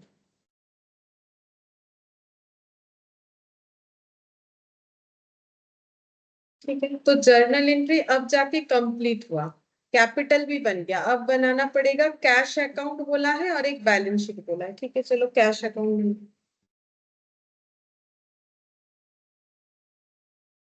तो कैश का ओपनिंग देखते हैं कितना है,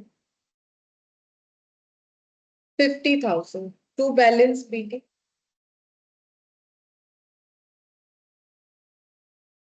अच्छा यहाँ पर कैश जो है बाई कैश हुआ है, बाई कैश, और टू सीज कैपिटल हुआ है, कैश टू सीज कैपिटल, मतलब इधर हो जाएगा टू सीज कैपिटल और इधर हो जाएगा बाई बीज कैपिटल, तो ये 30,234 और विथड्रॉल था 34,634। टोटल 80,234 था, उसमें से इतना विथड्रॉल 45,600, इतना बैलेंस बच गया। ये हम लोग बैलेंस शीट में ये वाला अमाउंट लिखेंगे 45,600। अब balance sheet banana,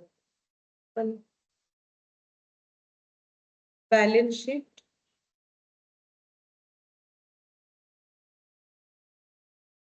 of B and C as on 31st of March 2022, ऐसे पूरा लिखना पड़ता है, ठीक है। आफ्टर रिटायरमेंट ऑफ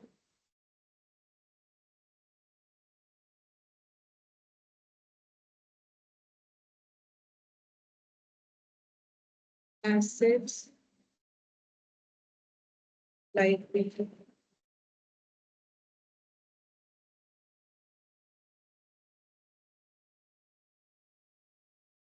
पहले फिक्सचर, फिक्सचर का चेंजेस हुआ तो देखो फिक्सचर पहले था 30,000, रिवैल्यूएशन में देखो 9,800 से इंक्रीज किया गया तो 39,800 हो जाए। अच्छा, स्टॉक जैसा है वैसा रहेगा, स्टॉक में कोई चेंजेस नहीं है, 1,70,000।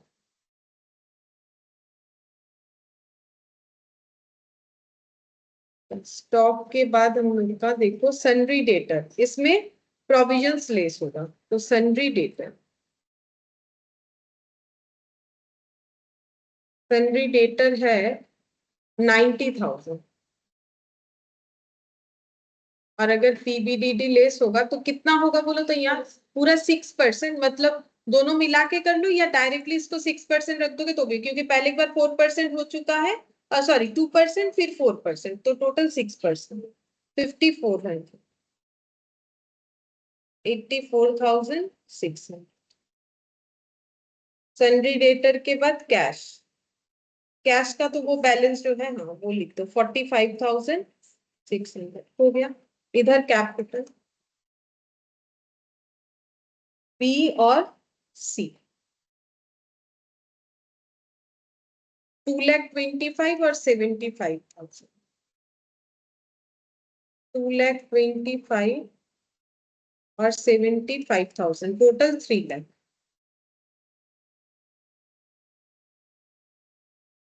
हाँ, इसके बाद सन्ड्री क्रेडिटर 40,000, बस यहाँ पर तो कोई लोन अकाउंट बना नहीं है क्योंकि वो तो बी पे कर रहा है, तो बी के वहां पर एड ऑन हो गया है, तो इधर 3,40,000, इधर भी हम लोग का होना चाहिए 3,40,000। देखिए 3,40,000, ऐसा सेम क्वेश्चन हम लोग कर चुके थे, लेकिन उसमें ये बैलेंस शीट बनाने नहीं बोला था, कैश अकाउंट नहीं बोला था, पार्टनर्स कैपिटल नहीं बोला था, ठीक है। अगर गलत होगा तो एक चीज हो सकता है सन्ड्री डेटर में कितना परसेंट लगा रहे हो, क्योंकि उसका वर्किंग नोट तो हम लोगों ने उतना सेपरेट किया नहीं है, तो अगर 2% लगा दोगे सिर्फ तो भी गलत है, सिर्फ 4% वाला लिख दोगे अचानक से वो भी गलत है, क्योंकि 2% के बाद फिर से और 4% का रिवैल्यूएशन हुआ, ये चीज जो है पॉइंट टू बी नोटेड है, ये पूरे क्वेश्चन में यही वाला हम लोग का जो है बैलेंस शीट में देखने वाला है, बाकी बैलेंस शीट गलत होने का कोई चांसेस नहीं है, ठीक है। अच्छा, ये हम लोग का हो गया, चलो तो जो भी जेएलपी के अलावा जितना भी क्वेश्चन था वो हम लोगों ने कर लिया, ठीक है, एक्सेप्ट एमसीक्यूज का, ठीक है। अब हम लोग जो है देखते हैं जितना जेएलपी थोड़ा बहुत हम लोग सीख सकते हैं, तो थोड़ा इंट्रो ही देखते हैं जितना समय है उसमें। तो जेएलपी क्या होता है, जेएलपी का मतलब होता है जॉइंट लाइफ पॉलिसी, ठीक है।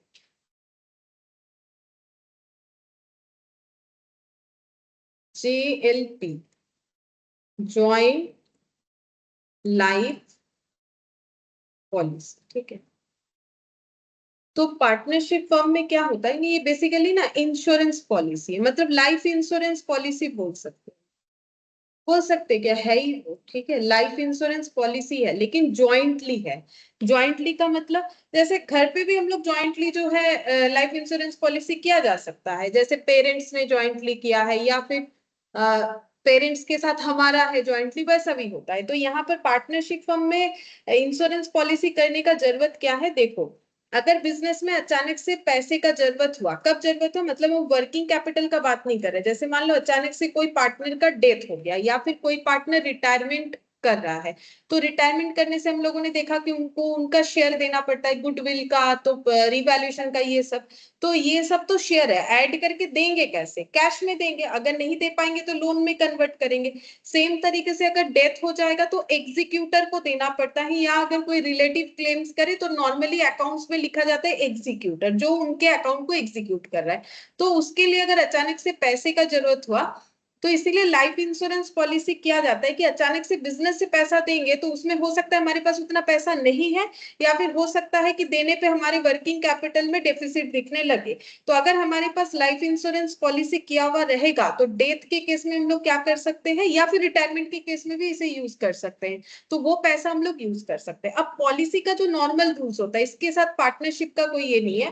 पॉलिसी का नॉर्मल रूल्स ये है कि मान लो एक लाइफ इंश्योरेंस पॉलिसी 5 साल का है, अगर हम लोग 5 साल तक उसको चलाते हैं, चलाने का मतलब है समय समय पे प्रीमियम भरना। अब प्रीमियम बहुत तरीके का होता है, मंथली होता है, क्वार्टरली हो सकता है, ठीक है, ईयरली हो सकता है। अगर हम लोग सही तरीके से प्रीमियम भरेंगे तो कभी कोई पॉलिसी अगर घर पे किया हुआ है तो पढ़ के देख सकते हो, उसमें पूरा रूल्स रेगुलेशंस लिखा हुआ रहता है कि आप इस पॉलिसी को 5 साल चलाओगे तो आपको इतना मिल जाएगा। और मान लो लाइफ इंश्योरेंस पॉलिसी, तो वहां ऐसा भी लिखा हुआ रहता है अगर इस पर्सन का डेथ हो गया जिसके नाम पे भी है, तो उनको ये पैसा, उनके घर वालों को जिनको नॉमिनी किया जाता है उनको ये पैसा मिले, ये सब लिखा हुआ रहता है, ठीक है। और उसके बाद ऐसे रहता है कि बीच में अगर कोई छोड़ दे, जैसे मान लो कोई 5 साल नहीं प्रीमियम भर पाया, 3 साल भरा कि 2 साल भरा, तब भी कुछ अमाउंट मिलता है जिसको बोलते हैं सरेंडर वैल्यू, तब पूरा अमाउंट नहीं मिलता है। अगर पूरा पॉलिसी कंप्लीट करेंगे तो हमें मिलेगा पॉलिसी वैल्यू। अगर डेथ के ऊपर है, डेथ हो जाता है तो भी मिलेगा पॉलिसी वैल्यू। मान लो मेरे मेरे ऊपर एक लाइफ इंश्योरेंस है, ठीक है, मैंने करवा रखा है 5 साल का, इसी बीच में मान लो मेरा डेथ हो गया, ठीक है, 3 साल के बीच में, तो फिर क्या होगा, 3 साल के मतलब 3 साल पॉलिसी भले ही ना कंटिन्यू हुआ हो, क्योंकि वो डेथ के ऊपर ही था, तो डेथ हो जाने पे क्या हो जाएगा, पैसा पूरा मिल जाएगा, उसको बोलते हैं पॉलिसी वैल्यू। लेकिन बीच में ही अगर हम लोग बंद कर देते हैं तो मिलता है सरेंडर वैल्यू। अब सरेंडर वैल्यू में हमेशा मिलेगा कि नहीं मिलेगा वो स्कीम के ऊपर डिपेंड करता है। जैसे मान लो ऐसा बोला हुआ है कि फर्स्ट ईयर पूरा कंटिन्यू करने के बाद अगर आप बंद कर देते हो तो जीरो, कुछ नहीं मिलेगा। सेकेंड ईयर करोगे तो 10% मिलेगा, थर्ड ईयर कंप्लीट करोगे तो 70%, 80%, इस तरीके का लिखा हुआ रहता है, ठीक है। तो इसी पर्पस की वजह से जो है पार्टनरशिप में जेएलपी किया जाता है, ताकि जरूरत पे हम लोग पैसा दे सके, ठीक है। तो थोड़ा सा इसके बारे में लिख लो ताकि जब पढ़ोगे तो याद रहेगा, लिखो। in case of death in case of death or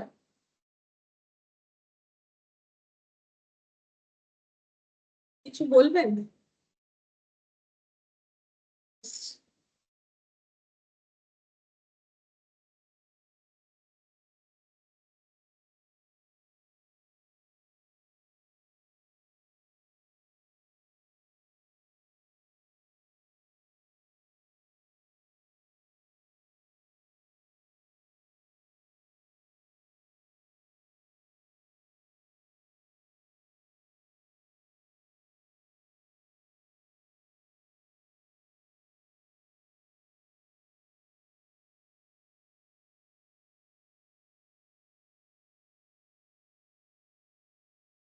देखो, इन केस ऑफ डेथ और रिटायरमेंट ऑफ और retirement of any partner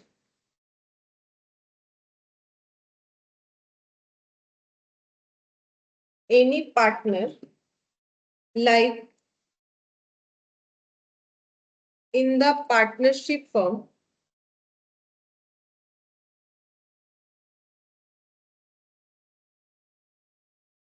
with partners ABC, with partners A, B, C. For example, B is retired or dead. Then B, in case of retirement,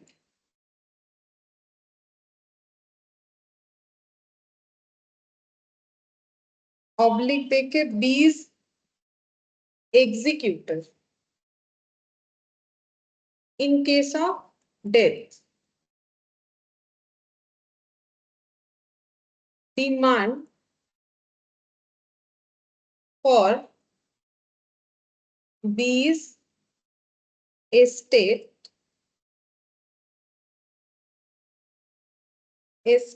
in firm, and this affect the working capital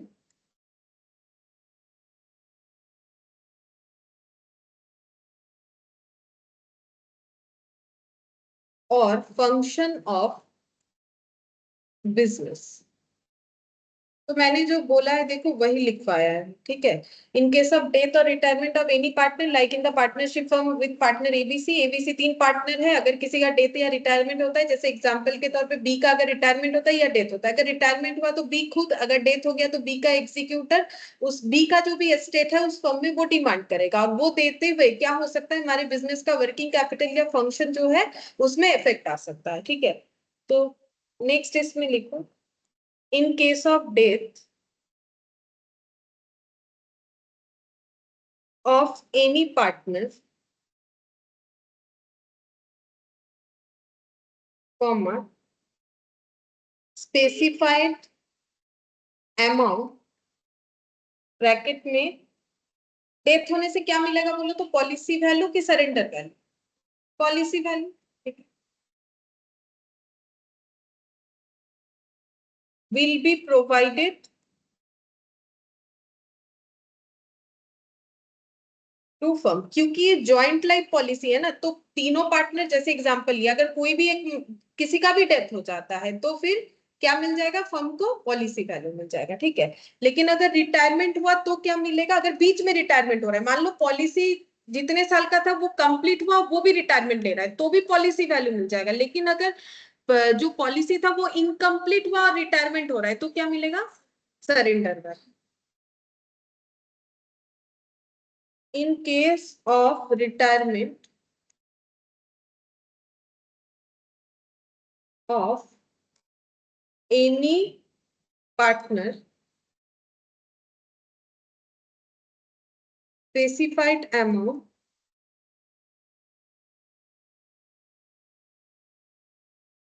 bracket में लिखो surrender value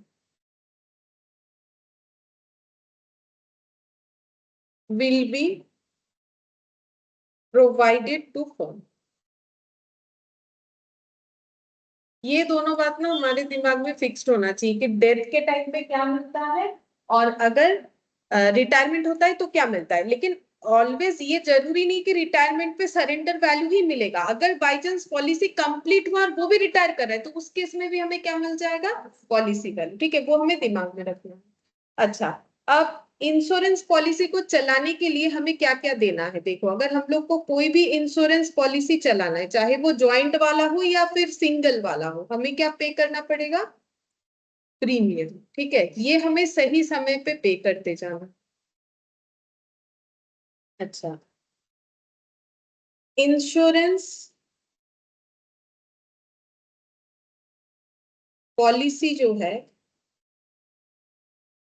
उसमें insurance value जो है हमें बताया हुआ रहेगा, ठीक है, इंश्योरेंस वैल्यू हमें बता देगा, से 5 लाख, ये एग्जांपल दिया मैंने, ठीक है, मान लो हमें बता देगा कि इतने का इंश्योरेंस वैल्यू का मतलब वही इंश्योरेंस पॉलिसी का जो अमाउंट, पॉलिसी वैल्यू का मतलब ही इंश्योरेंस वैल्यू, ठीक है, जो इंश्योरेंस वैल्यू है वही मेरा क्या है, पॉलिसी वैल्यू, ठीक है। अच्छा, और क्या दिया हुआ रहेगा, टर्म, कितने साल का इंश्योरेंस है, टर्म या टेनर बोलते हैं, ठीक है। तो जैसे कि मान लो फॉर एग्जांपल 5 इयर्स से, ठीक है, कोई फिक्स नहीं है, 5 इयर्स 10 इयर्स कुछ भी हो सकता है, 1 साल भी हो सकता है, जैसा भी हो, ये हमें याद रखना है। Every year firm will pay premium, ठीक है। ये भी फॉर एग्जाम्पल है, ठीक है। एग्जाम्पल के तौर पे ऐसा होगा कि फर्म जो है, फर्म को हर साल प्रीमियम पे करना है, ईयरली भी हो सकता है, कुछ और भी, क्योंकि मैंने ईयर इसीलिए लिखा, हम लोग के क्वेश्चन में मैक्सिमम ईयरली ही रहेगा, ठीक है, और कुछ नहीं रहेगा उसमें, ज्यादा कुछ नहीं रहेगा। तो इस तरीके का इंफॉर्मेशन हमें दे सकता है। और full amount of policy value हमें कब कब मिलेगा? On death of any partner, एक तो तब मिलेगा, और दूसरा अगर पूरा पॉलिसी चला लिया, ठीक है, तो मैच्योरिटी डेट पे, ऑन मैच्योरिटी, या फिर जिसको हम लोग बोल सकते हैं व्हेन पॉलिसी पीरियड एक्सपायर्ड, और किसी का भी डेट नहीं हुआ तब भी मिल जाएगा।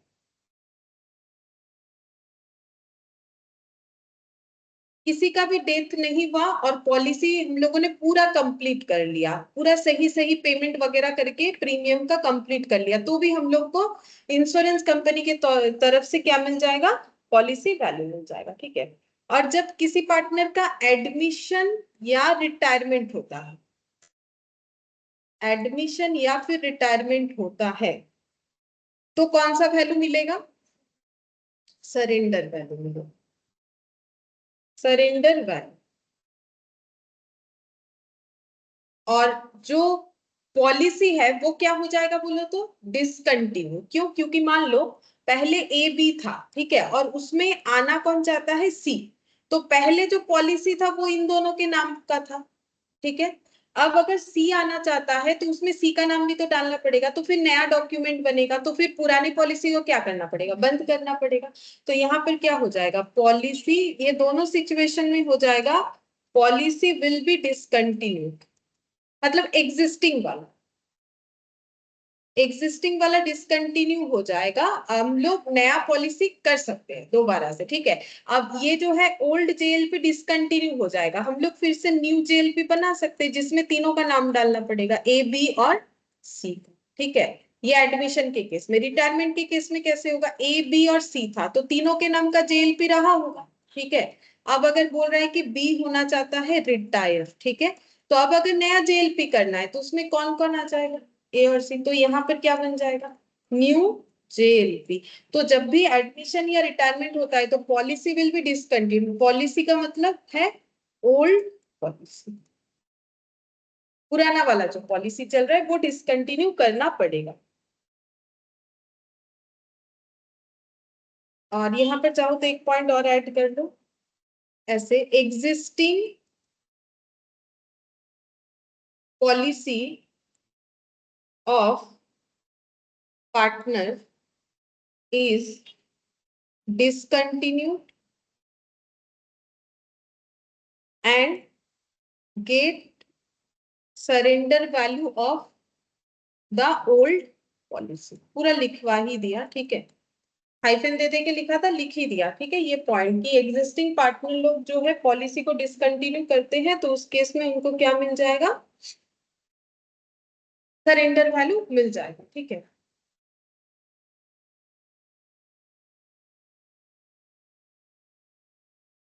अच्छा, अब एक क्वेश्चन पूछते हैं तुम लोगों से। एग्जाम्पल, मान लो इंश्योरेंस पॉलिसी है, इंश्योरेंस पॉलिसी था फॉर 10 years, ठीक है। पहला केस, पे प्रीमियम फॉर 10 years, और दूसरा केस, पे प्रीमियम फॉर 7 years। तो बोलो कौन से केस में क्या रिसीव होगा?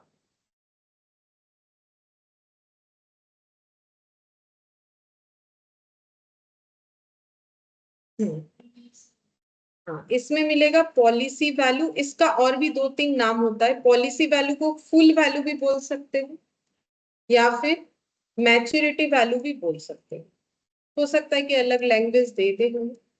अगर पूरा कंटिन्यू किया है तो मिल जाएगा पूरा पैसा, और 7 साल के बाद ही इसको पे प्रीमियम, ओनली 7 इयर्स किया, उसके बाद नहीं किया, चाहे रीजन कुछ भी हो, तो क्या होगा, क्या मिलेगा, सरेंडर। नॉर्मली सरेंडर वैल्यू जो है, ये मतलब पक्का नहीं है कि हर एक कंपनी ऐसा करता है, लेकिन नॉर्मली 70% से 80% मिल जाता है, ठीक है। 70% से 80% देगा सरेंडर वैल्यू, लेकिन किस चीज के ऊपर देगा, 70% से 80% रिफंड कर देगा ऑफ डिपॉजिट अमाउंट, मतलब जितना प्रीमियम भरा है ना वो ऐड करेगा, ऐड करने के बाद जो है उसका 70 to 80% देता है नॉर्मली, ठीक है। इससे अभी तुम लोग का क्वेश्चन का कोई लेना देना नहीं है, ये जस्ट ऐसे ही समझने के लिए। और ये हम लोग को क्वेश्चन में गिवन कितना सरेंडर वैल्यू है, इसको तुम लोग को कभी कैलकुलेट नहीं करना पड़ेगा, ये एक नॉलेज के लिए कि क्या होता है। अच्छा, ये तो हम लोगों ने एक ओवरव्यू लिया कि जॉइंट लाइफ पॉलिसी क्या होता है, ठीक है। अब इस पे क्या क्या मिलता है और कब क्या मिलता है, अब इसका अकाउंटिंग ट्रीटमेंट जो कि 3 तरीके का है। अकाउंटिंग ट्रीटमेंट 3 टाइप्स है। पहला, when premium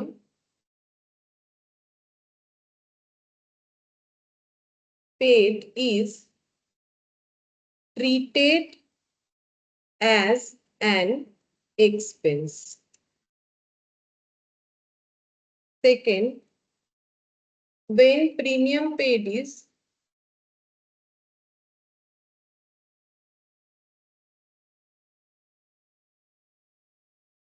treated as an asset। Third है when premium paid is treated as an asset and liability, और ऐसे भी बोला जाता है asset and reserve, because reserve liability होता है, लेकिन कभी कभी हेडिंग ऐसे भी रहता है हमारे पास कि एसेट एंड लाइबिलिटीज या फिर एसेट एंड रिजर्व दोनों, ठीक है। जिसमें से आज हम लोग पहला वाला कर लेंगे, ठीक है, जितना टाइम है हो जाएगा उसमें। तो लिखो when premium paid is treated as an expense, पहला वाला हेडिंग करो, वो हम लोग सीखेंगे कि क्या होता है।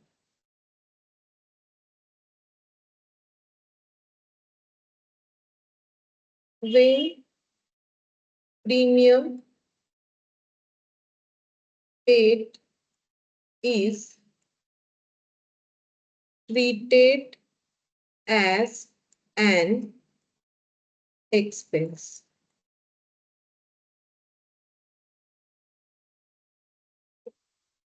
तो इसको एक एग्जांपल से समझाएंगे।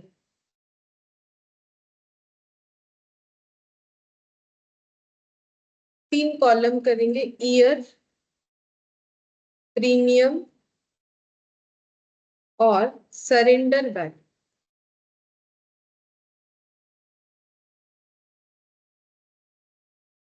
ईयर 1 2 3, प्रीमियम 10,000 10,000 10,000, और सरेंडर वैल्यू पहले साल में कुछ नहीं, 0, दूसरे साल में 8,000, और उसके बाद 15,000। अब यहाँ लिखेंगे पॉलिसी वैल्यू, नीचे भी लिख सकते हैं, policy value ₹1,00,000, terms 5 years, partner ABC, PSR 5:3:2। ये मैंने एक एग्जांपल लिया, सारे जो भी ट्रीटमेंट है सभी को इसी एग्जांपल से हम समझाएंगे, ये यही वाला फिक्स रखेंगे। तो यहाँ पर बोला है कि एक पॉलिसी लिया है ABC ने, जिनका प्रॉफिट शेयरिंग रेशियो 5:3:2 है, और पॉलिसी कितने साल का लिया है, 5 साल का लिया है, ठीक है। अब पॉलिसी का प्रीमियम कितना है 10-10, तो मैंने 5 साल क्यों नहीं लिखा, क्योंकि उतना बड़ा हम नहीं दिखाएंगे, 3 साल के अंदर ही हम दिखा देंगे क्या क्या सिचुएशन हो सकता है। तो अगर 5 साल भी लिखोगे तो 10-10-10 जाएगा, तो उसके हिसाब से सरेंडर वैल्यू लिखना पड़ेगा, ये मैंने एग्जाम्पल में बना रखा है। अब हम लोग का रूल्स क्या है कि जब हम लोग प्रीमियम को एक्सपेंस की तरह ट्रीट करेंगे, ठीक है, तो जब हम लोग प्रीमियम को एक्सपेंस की तरह ट्रीट करेंगे तो तुम लोग बताओ कि अगर प्रीमियम मेरा वैसे भी एक्सपेंस ही है, ठीक है, अगर एक्सपेंस है प्रीमियम पे करेंगे तो ईयर 1 में मेरा क्या एंट्री होना चाहिए, प्रीमियम पेमेंट का entry, insurance premium to bank, लेकिन यहाँ पर हम लोग बोलते हैं जेएलपी प्रीमियम, ठीक है, नाम लेना पड़ेगा जेएलपी प्रीमियम, यही लेना पड़ेगा, ठीक है। तो यहाँ पर लिखेंगे joint life policy premium account debit to bank, premium account debit to bank, कितना अमाउंट लिखेंगे एग्जाम्पल के अकॉर्डिंग 10,000। अच्छा, अब सभी खर्चे को हम लोग कहाँ क्लोज करते हैं, पीएल में, जो इनडायरेक्ट एक्सपेंस होता है, तो इसको अगर पीएल में क्लोज करोगे तो क्या लिखोगे, हाँ, PL account debit to JLP premium to JLP premium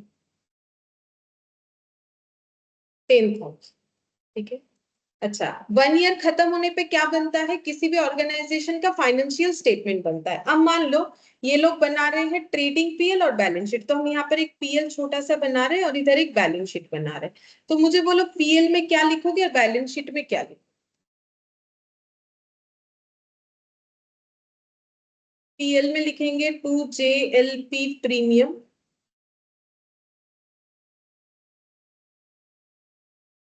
और बैलेंस शीट में क्या लिखेंगे, कुछ नहीं, ठीक है, बैलेंस शीट में लिखने लायक कुछ है यहाँ पर, हाँ बैंक लिख सकते हो, लेकिन बैंक का बैलेंस रहेगा तो माइनस करके दिखाएंगे, लेकिन बैलेंस शीट में माइनस आइटम आ रहा है, मतलब हमें कोई लेजर मिल रहा है लिखने के लिए नहीं, तो हम लोग यहाँ पर लिखेंगे nothing appear in balance sheet, यहाँ पर लिखो नथिंग अपीयर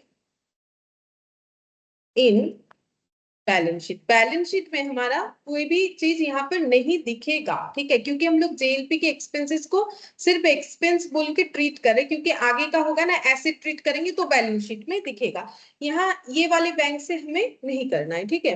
तो जेएलपी यहाँ पर ऐसे हो गया। अच्छा, अब नेक्स्ट लिखो ईयर 2, ठीक है, ईयर 2 में मान लो हम लोग फिर से प्रीमियम भरेंगे तो सेम ट्रीटमेंट होगा, क्या होगा तुम लोग खुद से करो, फिर से क्या लिखोगे, JLP premium account debit 10,000 to bank 10,000, PL debit to JLP premium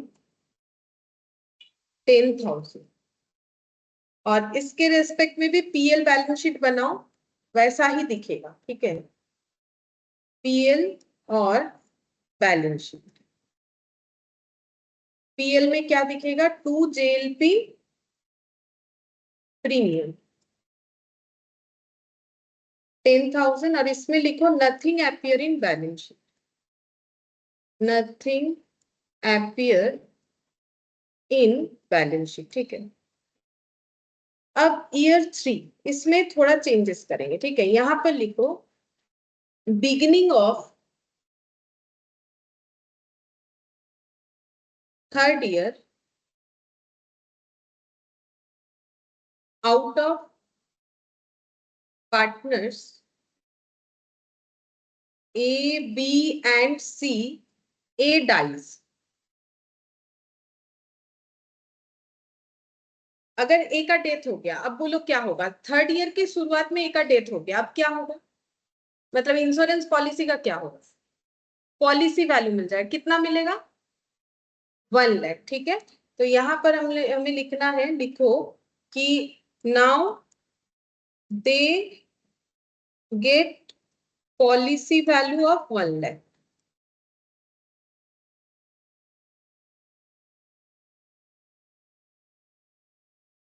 ठीक है, 1 लाख का पॉलिसी वैल्यू मिलेगा।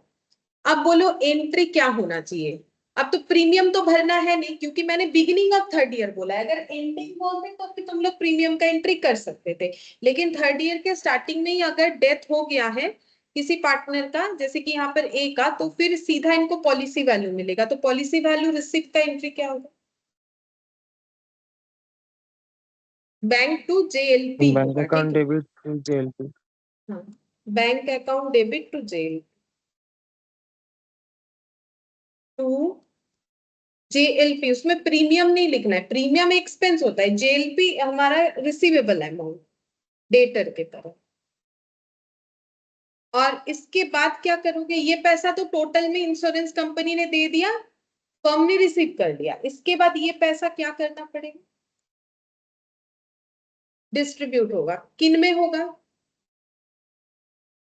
तीनों में ही होगा। कैसे होगा? प्रॉफिट शेयरिंग रेशियो, ठीक है। तो फिर क्या एंट्री होगा? हाँ, JLP account debit to partners' capital, मतलब to A's capital, to B's capital, to C's capital. जो मैंने रेशियो लिखवाया है उसके बेसिस पे डिस्ट्रीब्यूट करना है।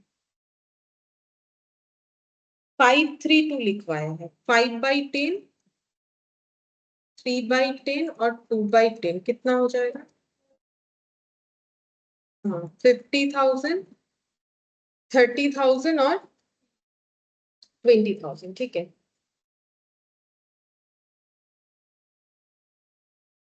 अच्छा, अब ये डिस्ट्रीब्यूट क्यों हुआ? देखो, सबको प्रॉफिट शेयरिंग रेशियो में क्यों गया? क्योंकि जो प्रीमियम है ना, वो भी जो लोग देते थे ना, वो प्रॉफिट शेयरिंग रेशियो में ही जाता था। भले ही वो प्रॉफिट शेयरिंग रेशियो में कंट्रीब्यूट ना करे, लेकिन प्रॉफिट शेयरिंग रेशियो में ही जाता था। उसका हम प्रूफ करके दिखाएंगे। यहाँ पर रीजन लिख लो कि JLP amount is distributing among old partner old partners in PSR as the burden of premium was put on all the partner in PSR also। अब इस चीज को हम प्रूफ करके दिखाएंगे कि क्यों उनको ये जेएलपी प्रॉफिट शेयरिंग रेशियो में मिला। क्योंकि प्रीमियम पे प्रॉफिट भले ज्वाइंट लाइफ हो, ये 10,000 भी ना उनका जो है वो पीएसआर में ही जाता था। वो हम प्रूफ करके दिखाते कैसे। जैसे कि देखो, यहाँ पर हम बना रहे एक पीएल, ठीक है। यहाँ पर मैंने लिख दिया टू जेएलपी प्रीमियम बोल के, जेएलपी प्रीमियम बोल के 10,000 था हमारे क्वेश्चन के अकॉर्डिंग। अब हम एक इनकम जो है इधर लिख लेते हैं अपने मन से। इनकम लिख लिया मैंने, मान लो 1,00,000, ठीक है। तो हम लोगों ने प्रीमियम भरा, 1,00,000 का हमारा इनकम था उस साल। तो हमारे पास प्रॉफिट कितना बचा और कोई खर्चा नहीं था, कितना बचा? 90,000। अब इसके बाद क्या बनता है? पीएल अप्रूव, ठीक है। पीएल के बाद क्या बनता है? PL approve. अब ये प्रॉफिट, जो नेट प्रॉफिट है 90,000, वो पार्टनर में डिस्ट्रीब्यूट करना है। तो प्रॉफिट शेयरिंग रेशियो में तो 2A, 2B, 2C बोल के हम लोग डिस्ट्रीब्यूट करेंगे, ठीक है। तो मुझे वही रेशियो में बताओ कि कितना होगा, जो रेशियो मैंने बोला है 5:3, वो 5/10 करके। बोलो कितना? 45,000, 27,000, 18,000, ठीक है। तो ये हो जाएगा। अच्छा, ये ऐसा होना चाहिए, ठीक है। मतलब जिस भी साल हम लोग प्रीमियम पे कर रहे हैं, अगर प्रॉफिट इनकम इतना है तो प्रॉफिट इतना, ये डिस्ट्रीब्यूशन होगा।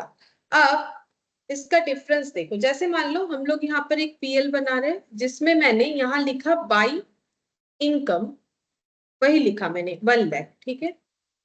और मैंने प्रीमियम यहाँ नहीं दिखाया, तो नेट प्रॉफिट कितना आएगा? 1,00,000, ठीक है। मान लो हम लोगों ने प्रीमियम नहीं दिखाया है, तो नेट प्रॉफिट इतना आएगा। अब इसको डिस्ट्रीब्यूट करते, तो by net profit same ratio में डिस्ट्रीब्यूट करके मुझे बताओ एबीसी का कितना हो। हाँ 50-30-20, 30 और 20।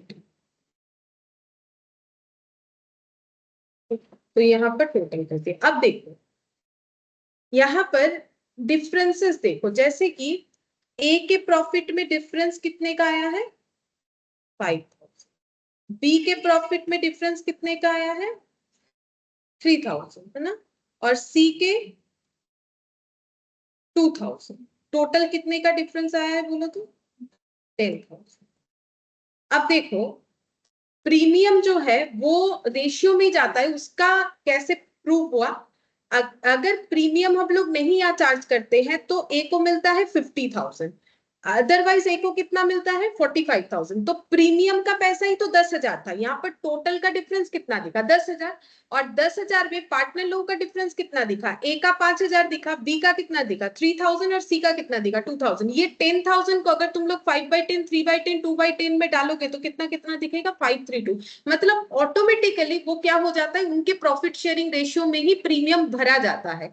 तो उसी वजह से, क्योंकि जैसे ही हम लोग खर्चे को डिडक्ट करेंगे तो प्रॉफिट उस रेशियोज में ही कम होते जाएगा, क्योंकि वो रेशियो में डिस्ट्रीब्यूट होता है। क्योंकि प्रीमियम का पैसा जो है वो शेयरिंग रेशियो पे ही जाता है, इसीलिए जेएलपी का जो अमाउंट रिसिप्ट होगा वो भी प्रॉफिट शेयरिंग रेशियो पे जाना चाहिए। ठीक है, तो ये जो समझने के लिए, और कुछ नहीं। अच्छा, इसके बाद अगर हम थोड़ा सा पॉइंट चेंज करते हैं, लिखो at the end of second year out of 3 partner A, B and C, A decide to retire। अगर A रिटायर करना चाहता है तो बोलो क्या मिलेगा और कितना मिलेगा।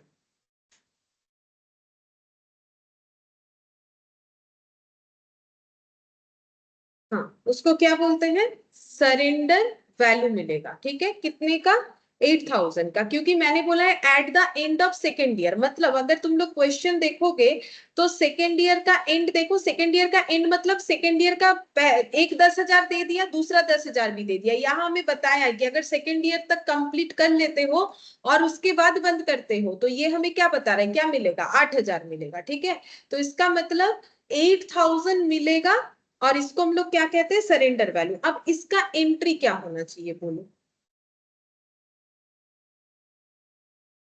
सरेंडर वैल्यू जब रिसीव होगा उसका एंट्री क्या होगा। हाँ, bank to JL, bank to JL भी ब्रैकेट में लिख देना है सरेंडर वैल्यू, ताकि समझ में आए कि ये सरेंडर वैल्यू। और इसके बाद क्या होगा, सरेंडर वैल्यू तो क्या होगा सभी पार्टनर में डिस्ट्रीब्यूट हो जाएगा। तो JLP surrender value account debit 8,000 to A to B to C, वही सेम रेशियो में डिस्ट्रीब्यूट करके देखो कितना, डिवाइडेड बाय 10 मतलब 800 इंटू 5 4,000, 2,400 और 1,600, ये ऐसे होगा। तो देखो मैंने दोनों केसेस बता दिया कि अगर हम लोग रिटायरमेंट होता है तो फिर कैसे ट्रीटमेंट होगा, जैसे सरेंडर वैल्यू मिलता है तो भी जैसा होगा, रिटायरमेंट होता है तो भी वैसे ही होगा, बस वहां पॉलिसी वैल्यू का डिस्ट्रीब्यूशन होगा, यहाँ पर हम लोग का जो मिलेगा उसका डिस्ट्रीब्यूशन होगा। ठीक है, अब हम एक छोटा सा और एग्जाम्पल देंगे, वही लास्ट होगा, जिससे हम लोग देखेंगे कि एग्जाम में कैसे रहेगा। मान लो एग्जाम में तुम लोगों को एक बैलेंस शीट दिया हुआ रहेगा। ठीक है, अगर जेएलपी को एज ए क्या ट्रीट किया गया एक्सपेंस, जैसे यहाँ पर क्या रहेगा, मान लो कैपिटल रहेगा पार्टनर लोगों का ए बी सी। ठीक है, कुछ अमाउंट नहीं लिखेंगे हम, current liability non current liability रहेगा, करेंट लाइबिलिटी रहेगा। ठीक है, प्रोबेबली जो भी रह सकता है।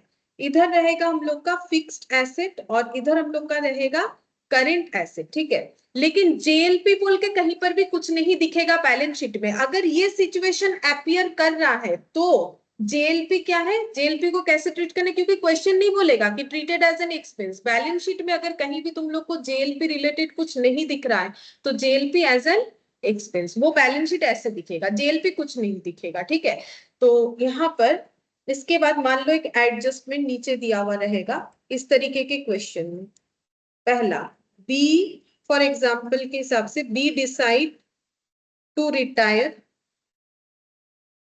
JLP of 1 lakh and surrender value of 20,000. Second point में PSR 5:3:2. ठीक है, अच्छा तो अब ट्रीटमेंट क्या करोगे? ऐसे दिया हुआ रहेगा, एक बैलेंस शीट दिया हुआ रहेगा जिसके अंदर JLP कुछ नहीं रहेगा। एडजस्टमेंट में इस तरीके का कुछ लिखा हुआ हो सकता है कि बी डिसाइड करे कि वो रिटायर करेगा और JLP वैल्यू था 1 लाख पूरे ऑर्गेनाइजेशन का और सरेंडर वैल्यू था 20,000, प्रॉफिट शेयरिंग रेशियो था 5:3:2। तो तुम लोग को एंट्री क्या करना पड़ेगा? Ma'am partners capital account debit to JLP। Partners capital account debit to JLP क्यों? पहले bank account debit to JLP bracket में सरेंडर वैल्यू। ठीक है, कितना मिलेगा? 20। और कैपिटल वैसे ही पार्टनर का किसी भी तरीके से डेबिट नहीं होगा, क्रेडिट ही होगा, अमाउंट तो रिसीव कर रहा है। तो JLP सरेंडर वैल्यू अभी जो किया था लास्ट वाला, JLP surrender value account debit, ये डिस्ट्रीब्यूट हो जाएगा टू A, टू B और टू C। ठीक है, अमाउंट हो जाएगा हम लोग का कितना हो जाएगा? 10,000 पहला वाला, शायद देख लो, 10 से डिवाइड कर देते हैं, 10,000, 6,000 और 4,000। ठीक है, तो ये हो गया। अच्छा, अब इसका समरी अगर लिखे तो वो क्या निकल के आता है? समरी ये आ जाएगा, अगर हम लोग का JLP एज एन एक्सपेंस है तो सबसे पहला हिंट्स क्या है, क्या देख के हम लोग पहचानेंगे कि ये JLP treated as an expense है? बैलेंस शीट में कुछ नहीं दिखेगा, JLP रिलेटेड कुछ लिखा हुआ नहीं दिखेगा। जो भी दिखेगा कहाँ दिखेगा? नीचे एडजस्टमेंट में। ठीक है, if JLP as an expense तो nothing will appear in balance sheet, कुछ भी बैलेंस शीट में appear नहीं करेगा। Second point, amount received against JLP। अब ये दो तरीके का अमाउंट हो सकता है, आइदर पॉलिसी वैल्यू, डिपेंड करता है सिचुएशन पे, या फिर surrender value will be distributed among all partners